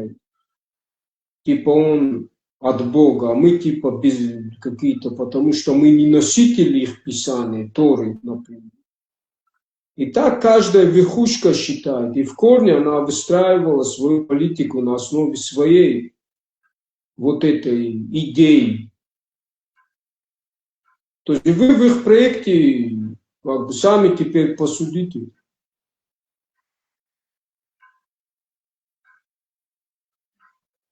То есть там речь не о деньгах, деньги лишь способ для осуществления целей и планов, которые вы не знаете, вы не в проекте, вы в проекте только как, скорее всего, просто как самый лучший ресурс человека.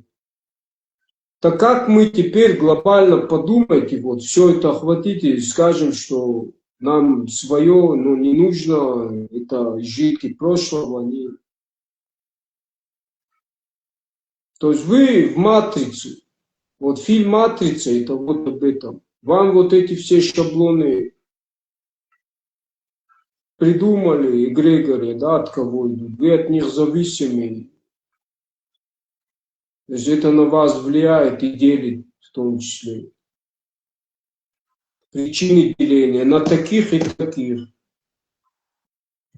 Разделяй власть, и кнут и пряник. Понимаете? Поэтому с точки зрения этого у вас должна быть гордость за свое наследие. Даже за то, что постоянно некоторые наши соседи, за всех не говорю опять, пусть никто за народ я не говорю, а за провокаторов, фальсификаторов нашей истории, они работают над переписыванием нашей истории. Значит, мы должны быть гордым, да, своим гордиться и доказывать, что мы имеем место быть на этом свете со своей культурой. Мы аланы, и показывать им свою красоту, свою, да, это есть суть смысл жизни. И там есть только развитие, там, где есть гордость, там, где есть вот эти дух, да. А когда все можно, повторяй, подражайничай, там что?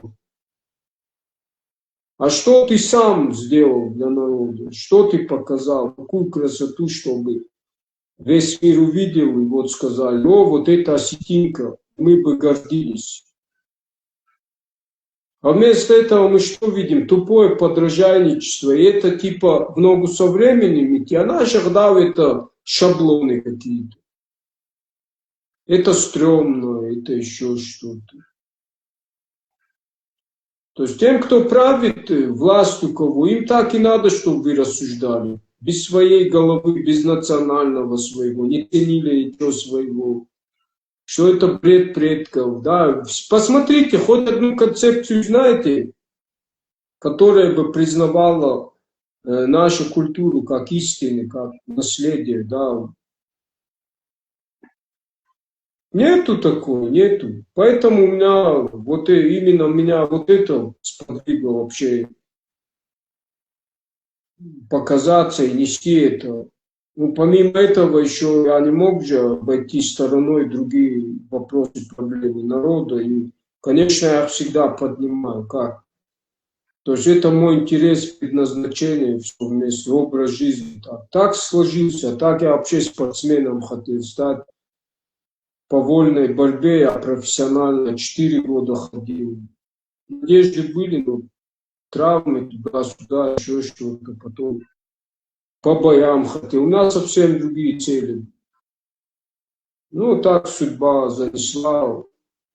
Еще что-то. Не что-то, а очень важное для народа. Хорошо, что так и случилось. И вот я в своей жизни просто для себя убедиться в том, что все, что он делает, все к лучшему. И вот эти все удачи, неудачи, которые ты думал, наоборот, если тебя дух воина, ты стремишься постоянно, то так или иначе тебя будут направлять. И ты, наоборот, будешь идти, да, еще лучший путь, который очень важен, который не стоит никаких там, то есть тот путь, цена его, что его не стоит никакие там миллионы олимпиад и так далее и тому подобное.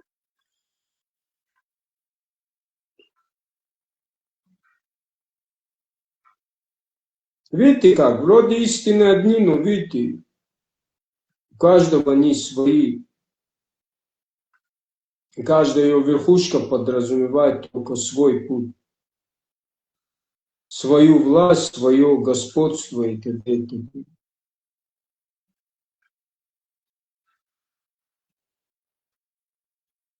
Боже, Байрак, Дерчик Байрак, вот. Ответьте, пожалуйста, мне, девочки, к вам вопрос. Вы реально считаете это нормой, когда вы показываете свои прелести на весь? Нас показывает, наверное, так. Но это опять, вот это есть шаблон, комплекс неполноценности, потому что приличная девушка так себя не будет вести. Еще раз повторяю, миллион раз, если в вас по-настоящему влюбятся, то не из-за формы, А человек влюбляется в ту, которую никогда и представить не мог, а потом задается вопросом, что я в ней нашел. И она может быть вообще плоскозадой, плоской, с вогнутыми ягодицами. Поэтому и в этом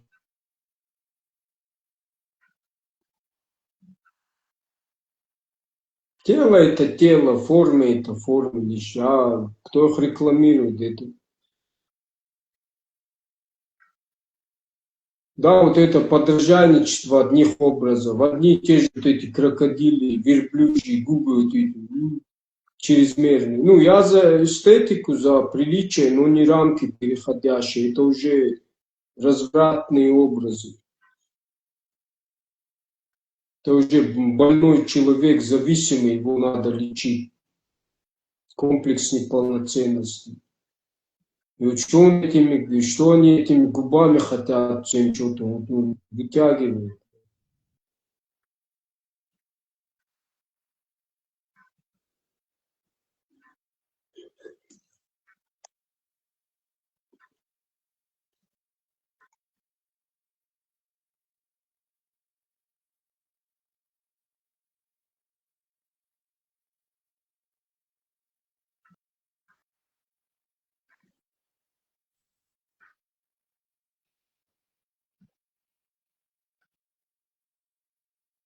Я буду благодарен,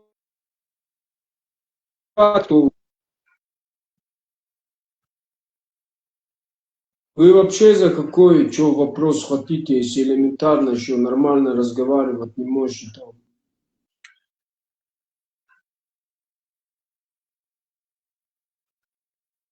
Ну, как не бухает Фред? Говорю лично, у меня говорю, по углам, вот на моей улице еще я не вижу. Но я знаю, что есть, но дальше что? Причем здесь это? Надо, я все темы поднимаю, мне без разницы. Но я же говорю, зачем из одного вопроса. Вот когда мы эту тему поднимаем, причем здесь мужики, лучше бы это, лучше бы то, лучше бы мы. Ну что лучше, это я решаю на своем канале. Если я эту тему поднял, значит, считаю, нужно поднять, и вот, значит, вот это и обсуждаем. Причем здесь, ну, есть мужики дальше, я тоже против дальше. Или вы сами конкретно хотите поднять, ну, поднимите. Ваши каналы есть, почему вы, или я должен только все эти темы поднимать? Или хотите, чтобы все вопросы я поднимал? Я же не могу это. Что успеваю, что могу, то и отвечаю. Просто по этой теме у нас конкретно вот в последнее время вот это обсуждаем. Поэтому вот так, да и зачем мне за водку говорить? Когда я, вот вчера я закинул, да, физические там упражнения туда, люди смотрят и просто на примере видят, что я сам не употребляю. Зачем мне обязательно что-то говорить? Да, когда люди понимают на примере, что я против спиртных напитков. А вы сами что делаете, чтобы... Сами такой пример подаете или что?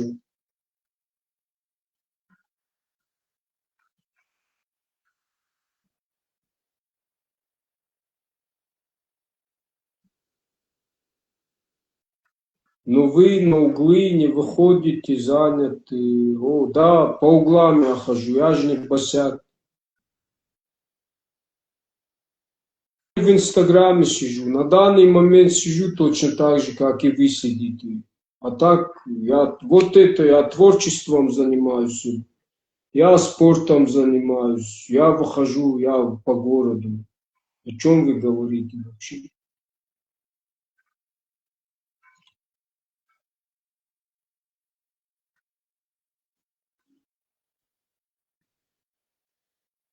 Кавказ без, я отвечаю, Фред. Меня не Фред зовут, обратно, Фред. Вот так называют, никак иначе. Или псевдоним Асса. У нас на углах Турханы, углах возле табачок бухают. Дальше что? Ну да, бухают дальше. Что ты этим хочешь сказать?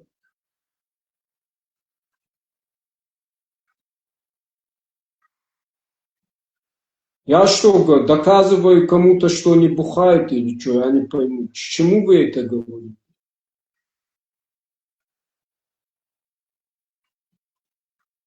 Если тебя это заботит, сделай вот канал и откройся тоже, говори. Тебе кто-то мешает. Я не знаю, кто ты такой, во-первых. Кавказ, без. Откройся и делай свой, говори против. Тебе кто мешает? За водку говорить, за это. Мне вы что пишете? Я что могу, я делаю, это не ваш с ним. Я же вам не говорю, что это нет проблем. Фред, расскажи лучше, что у тебя нарисовано на стене. Это дело для проекта «Аланское наследие». Разные символика, знамены нашей культуры. Суть цель была сделать у нас образец и показать правительству, Министерству культуры, что где такой центр Скифа Сармата аланской культуры, искусства сделать, как достопримечательность, типа музея храма с башней, с драконом, что-то вот такое.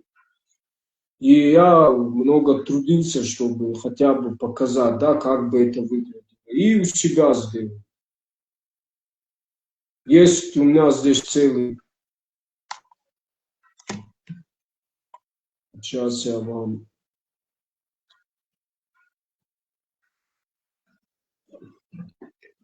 покажу. Вид. Вот здесь вот, допустим, я разработал шрифт на солярный аланский лад. Вот видите? Прописной есть еще на латинице вариант, тут на стене я не сделал.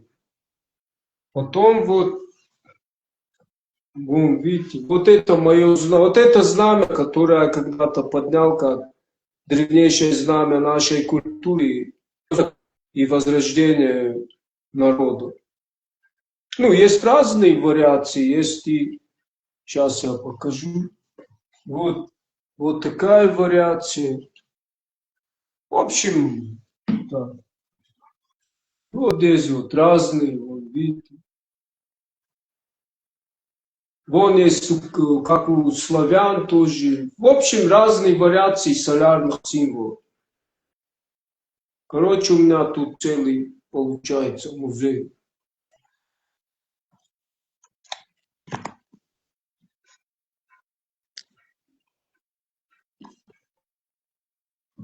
Это только здесь. У меня еще есть, а там уже копии из скифского золота, искусства, там, кубанской культуры. Короче, так никто и не обратил. У меня есть картины, тоже делались для наланского, нашего наследия, масляные работы на тему нартовские, паскивское золото. Если кто-то хочет помещение, общественное место для наследия, там куда-то, то обращайтесь, или организовать выставку, мероприятие какое-то. Всегда пишите.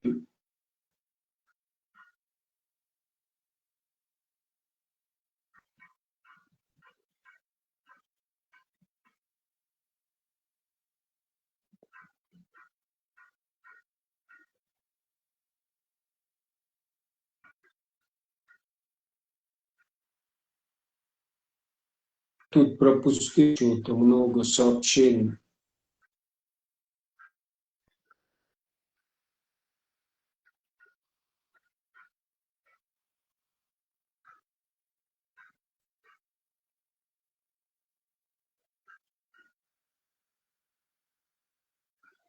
Вот вы за водка. Но если вы от меня конкретно хотите услышать, слушайте, я против водки. Не пейте, мужики, не курите. Детей, посмотрите, дети как ваши питаются. На тренировки идут чипсы всякие, кока-колы там всякие. На тренировки, как наркоманы, зависимые от этого сахара, сладкого, не учитывать суточную норму.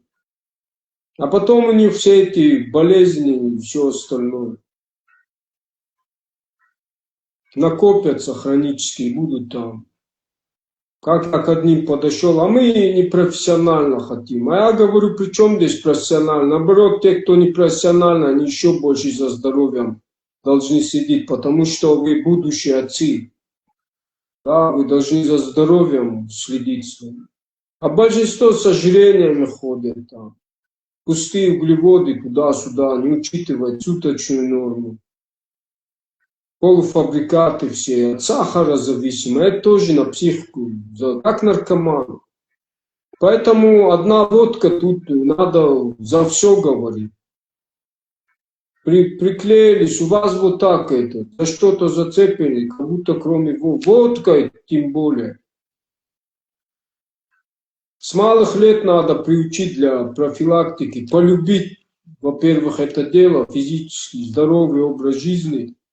Культура питания, должны все изучать, чтобы правильно питаться и все, за здоровьем, это гигиена, да, тело. Мой самый главный храм это тело, он живой храм, а не из камней. Место силы там, где твое я, поэтому ты должен его держать в чистоте. Если ты не ведешь здоровый образ жизни, ходишь там, молишься, дай, просишь как попрошайка, так какой ты воин света, если ты сам раб и не знаешь, что ты просишь, когда потенциал все в тебе, вся вселенная микрокосм. Так уважай себя, свое тело, свой храм. Как Костас сказал, весь мир мой храм, любовь моя святыня, вселенная, отечество мое. Вся концепция асов, а не где-то там, не знаю где, в лесах там, и как ходишь там, обожрался, с пузом ходишь, еще что-то, куришь. И... Да, потом идешь и как будто отчет даешь там кому-то. Дай. Что дай? Кого ты обманываешь? Зачем самообманом занимаешься? Вот чем отличается культура асов от рабов этих. Рабческое мышление, да, шаблоны. У нас 24/7 нести молитва, это 24/7 осознавать, что тебе вот это божественное начало есть материальное, и как арий, суть ария, нести в этот мир хаоса, гармонию, порядок, культурный образ жизни. Поэтому одна водка, что вы за водку зацепились? Когда ваши дети от сахара, потом многие родители жарят на рафинированном масле, это тоже канцероген, когда дым бывает, дымление. А если тем более, ну ладно, там в неделю раз еще, когда каждый день, то это, да, надо переходить на более полезную альтернативу.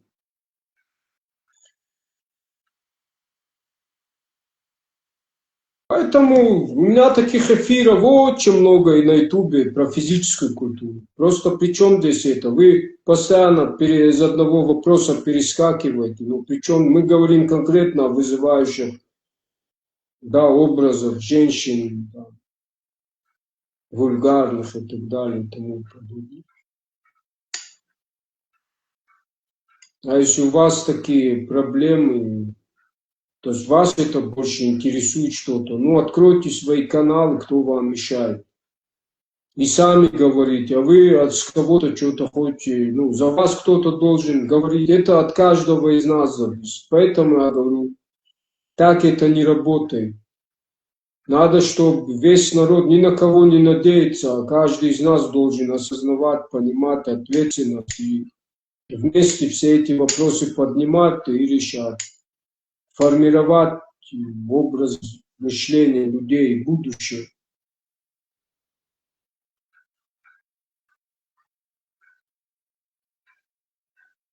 про женщин интересно. И так и не поняли. Нам не женщины интересны, то есть нам интересно именно то, кто дискредитирует наш Ахдал. Причем здесь одни женщины.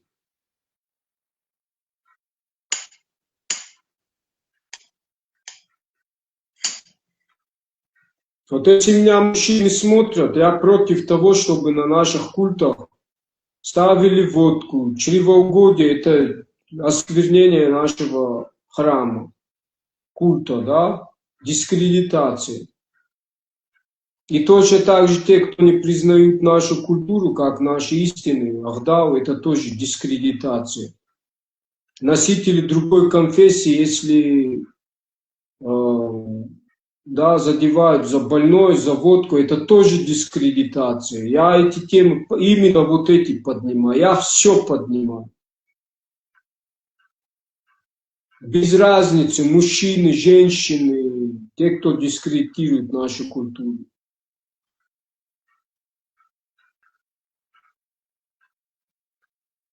Поэтому мне без разницы, женщина, мужчина. Если женщина права будет, я за женщину. Если мужчина, то мне без разницы.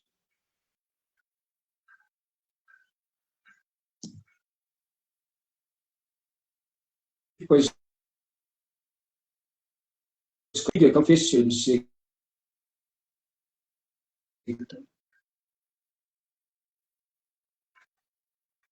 Но при этом виноваты женщины, мужчины не позорят, а женщины. Как не позорят? Я же говорю, те, кто оскверняет наши культы, они оскверняют. Просто на данный момент мы говорим конкретно о вульгарных образах.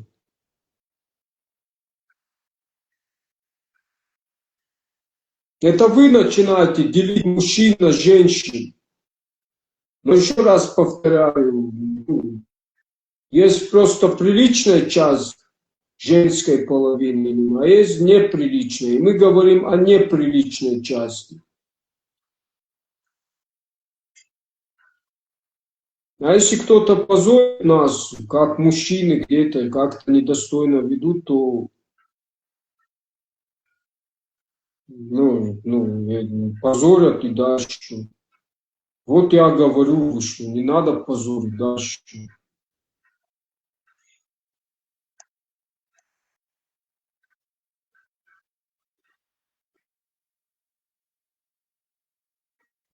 Вот эту спума, это на это Валберез или Озон посмотри, пума. Но там ты не найдешь вот трик с триколором. Это я сам. Это я сам акриловый. Акриловые краски купи и нанеси это, цвета триколор. Специальные по ткани есть краски. Или купи Adidas. Как раз Adidas подходит под триколор. Там же 3 полоски, и можно сделать, да, наш триколор. А Adidas закрасить черный и оставить только ас белый. И будет вам шапка ас.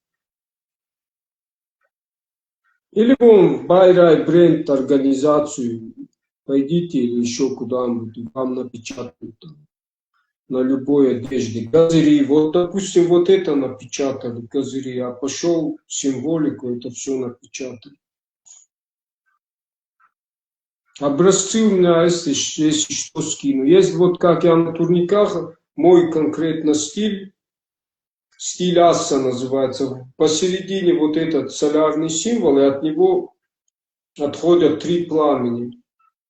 Вот так. Образуя динамичный стиль и традиционный, да, вот видите полоски. А они там с центра вот 2 полоски отходят, образуя такой традиционный, да, такой стиль, образ. 3 пламени. Есть еще шапка тоже по моим эскизам, там тоже, если видели, 3 пламени. И на логотипе. Вот на моем логотипе вот 3 лепестка пламени. Это тоже моя разработка. На скифский лад, шапки научил.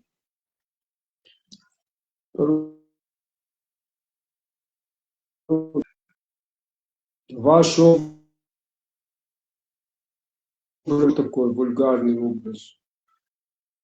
Когда девушка вот неадекватного поведения на всю камеру, вот так своими грудями, вот это все равно, что я буду в трусах вот час голый, здесь полуголый, или еще что-то, как-то себя вести там, что-то секс-движение, вот эти губы, формы, вот как они пытаются выделить свои, вот это называется вульгарный, вызывающий. Где ты во мне видишь вызывающий вульгарный образ? А?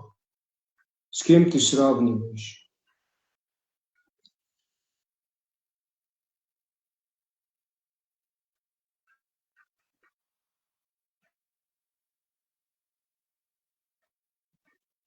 В ближней республике смеются. Кто смеется, ты за себя говори. Или у вас, если сейчас я буду показывать там, кто что, как себя ведет, сколько там, еще больше такого, только вскрикну, да, сколько.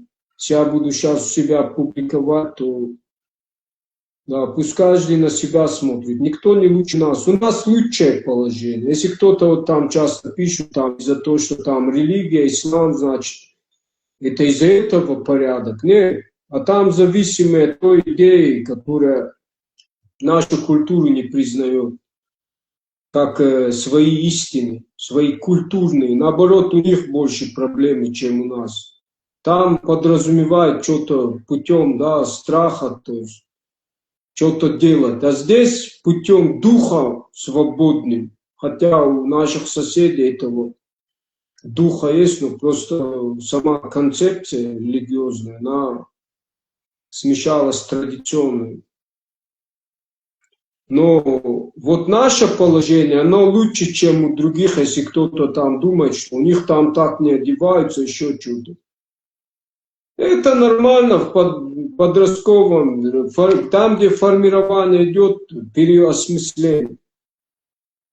Потому что все смешалось, политика, все, и народ.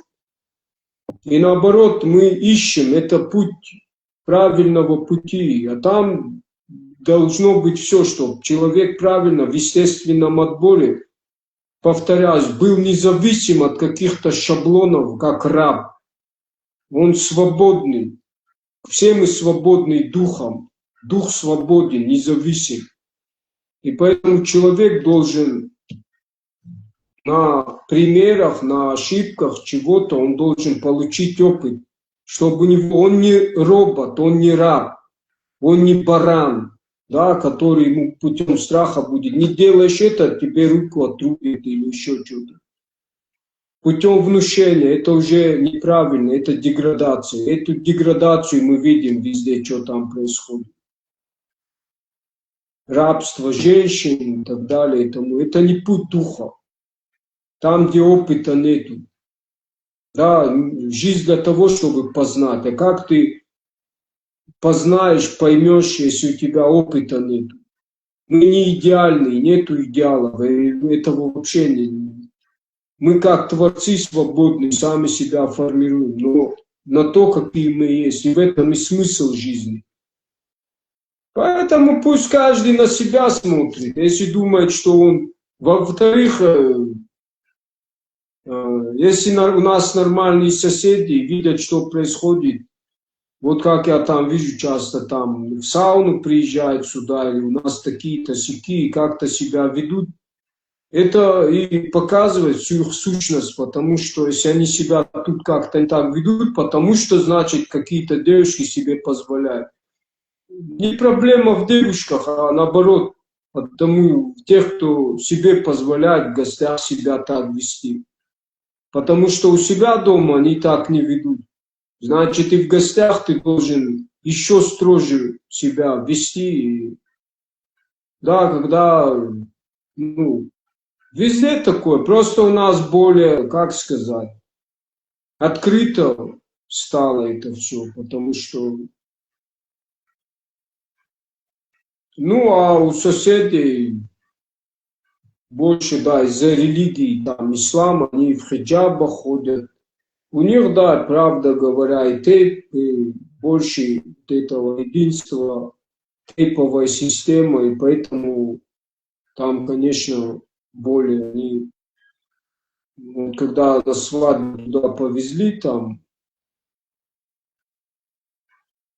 невесту в ресторане, очень вот на камеру снимали, мне очень понравилось, как там все прилично одеты, аккуратные, сарбатанки, ну, никто там вот эти вызывающий. Вообще приятно смотреть, что из Чеченской Республики приезжают девушки очень более естественный вид, красивые, не вот эти выпеченные, какие-то скромные, но знающие себе достоинства. Вот к таким, ну, лично мое, вот к таким человек тянет, там больше внутреннего достоинства, чем вот эти что-то непонятные куклы, что-то.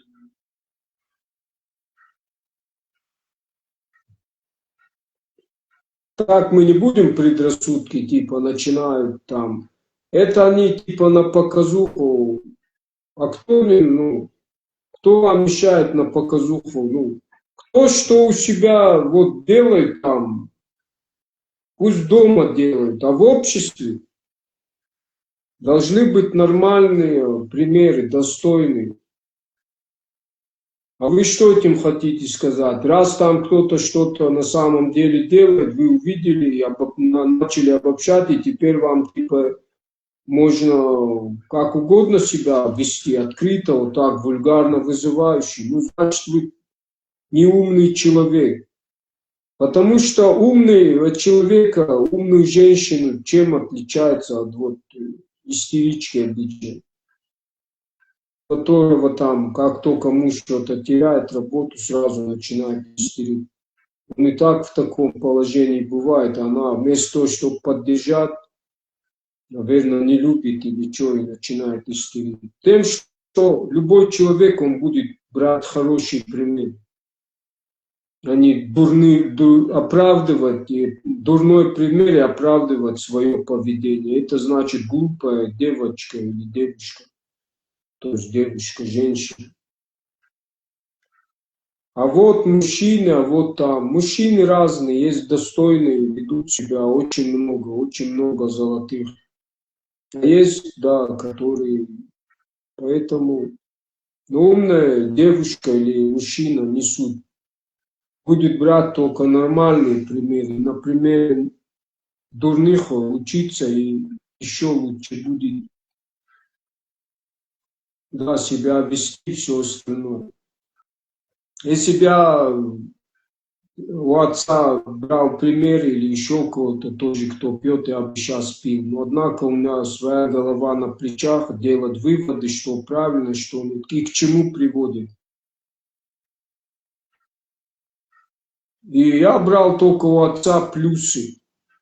Да, какой бы мой отец не был, я люблю, во-первых, без разницы. А если что-то беру, то хорошее. И нету вообще плохих людей. Нету вообще плохого. Жизнь, она не идеальна. Нету роботов, ничего. На примерах мы учимся. То, что кто-то осуждает, наоборот, на этом примере учимся. Поэтому мы не можем категорически осуждать и кого-то. У всего есть причины. И легче убить, чем узнать причину и лечить. Да, легче там убить там. У всего есть причины. Поэтому пусть никто не злорадствует. У нас все отлично. Самое главное,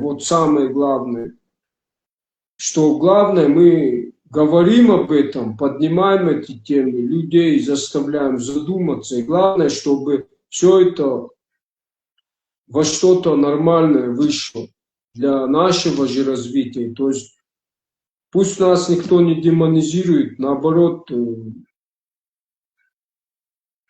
Да, мы о народе говорим, значит, из-за тех, кого мы говорим, мы, наоборот, за вас топим. И чтобы мы только достойные примеры показывали. А вы еще на нас хотите наезжать, какие-то заявки писать там, уголовные. Ну, это вообще край подлости и всего. Может, кто-то, да, хайпует специально на этом что-то, но лично я...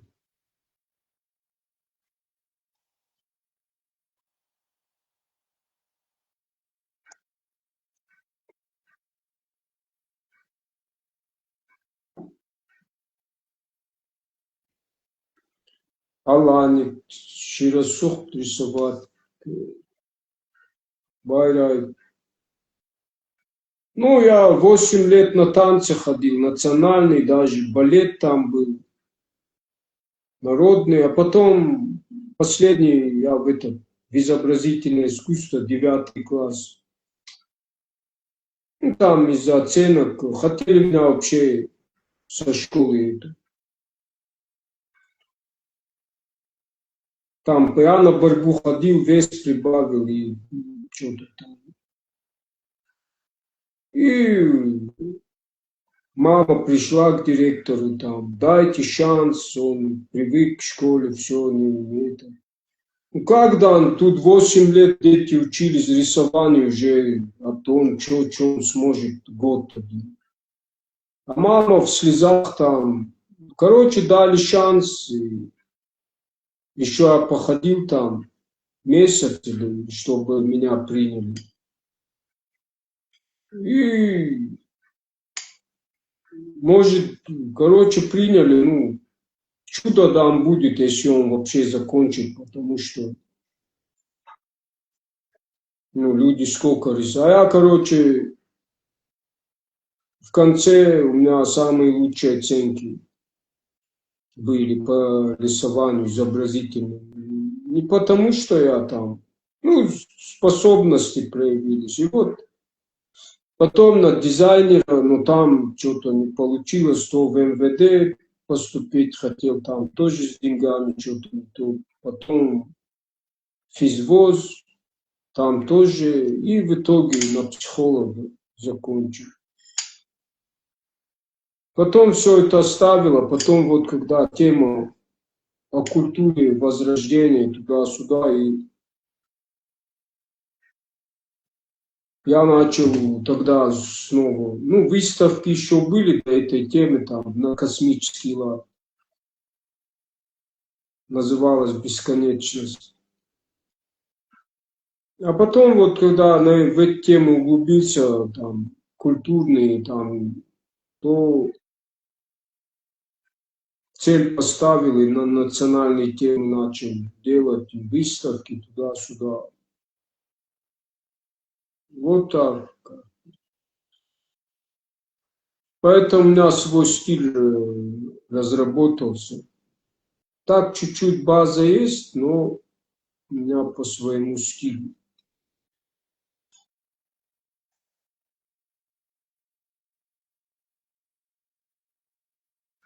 Зардяга. В общем, своя тема.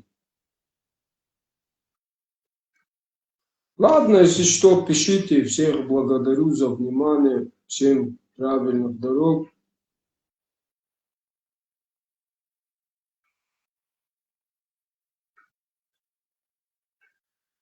Никому не желаю там, только кроме хорошего от сердца все. Да, просто это нормально. Главное из этого всего нам, ну, если мы за народ говорим, если каждый себя считает, то продолжателем истории наших предков, наследий, мы вот за это говорим. Все остальное, если кому-то не интересует, может. Но у меня своя правда и моих единомышленников, и пока я живой, я здоровый, как могу, так и иду вперед. А дальше сами думайте. Никого не осуждаю. Сами просто думайте. У каждого свой выбор. Я просто говорю, факты, а дальше кого о чем могу изменить. И сам нет. Я что же к этому сам пришел. И то, что я вам рассказываю, вы ни от кого не слышали, большинство. Поэтому путь духа, своим духом идти, независимым, это нормально. И делать ошибки, это тоже нормально. Главное фильтровать и понимать, что ценно, истинно, вечно истину для нас представляет. А что вот никакой ценности не несет. И только вот это с собой нести, и это самое важное, что мы с собой только можем понести на тот свет. То есть это есть карма. Что посеешь, что и пожнешь. Поэтому важно искать правильные пути, жить достойно, справедливо. Да, мир на этом не кончается. Это есть и вы, ваши, вот, то, что вы своим трудом опыт получили. А если вот такой путь, который вот нам диктуют многие, то это не то, неправильный путь, недостойный, не, там в нем нет ничего.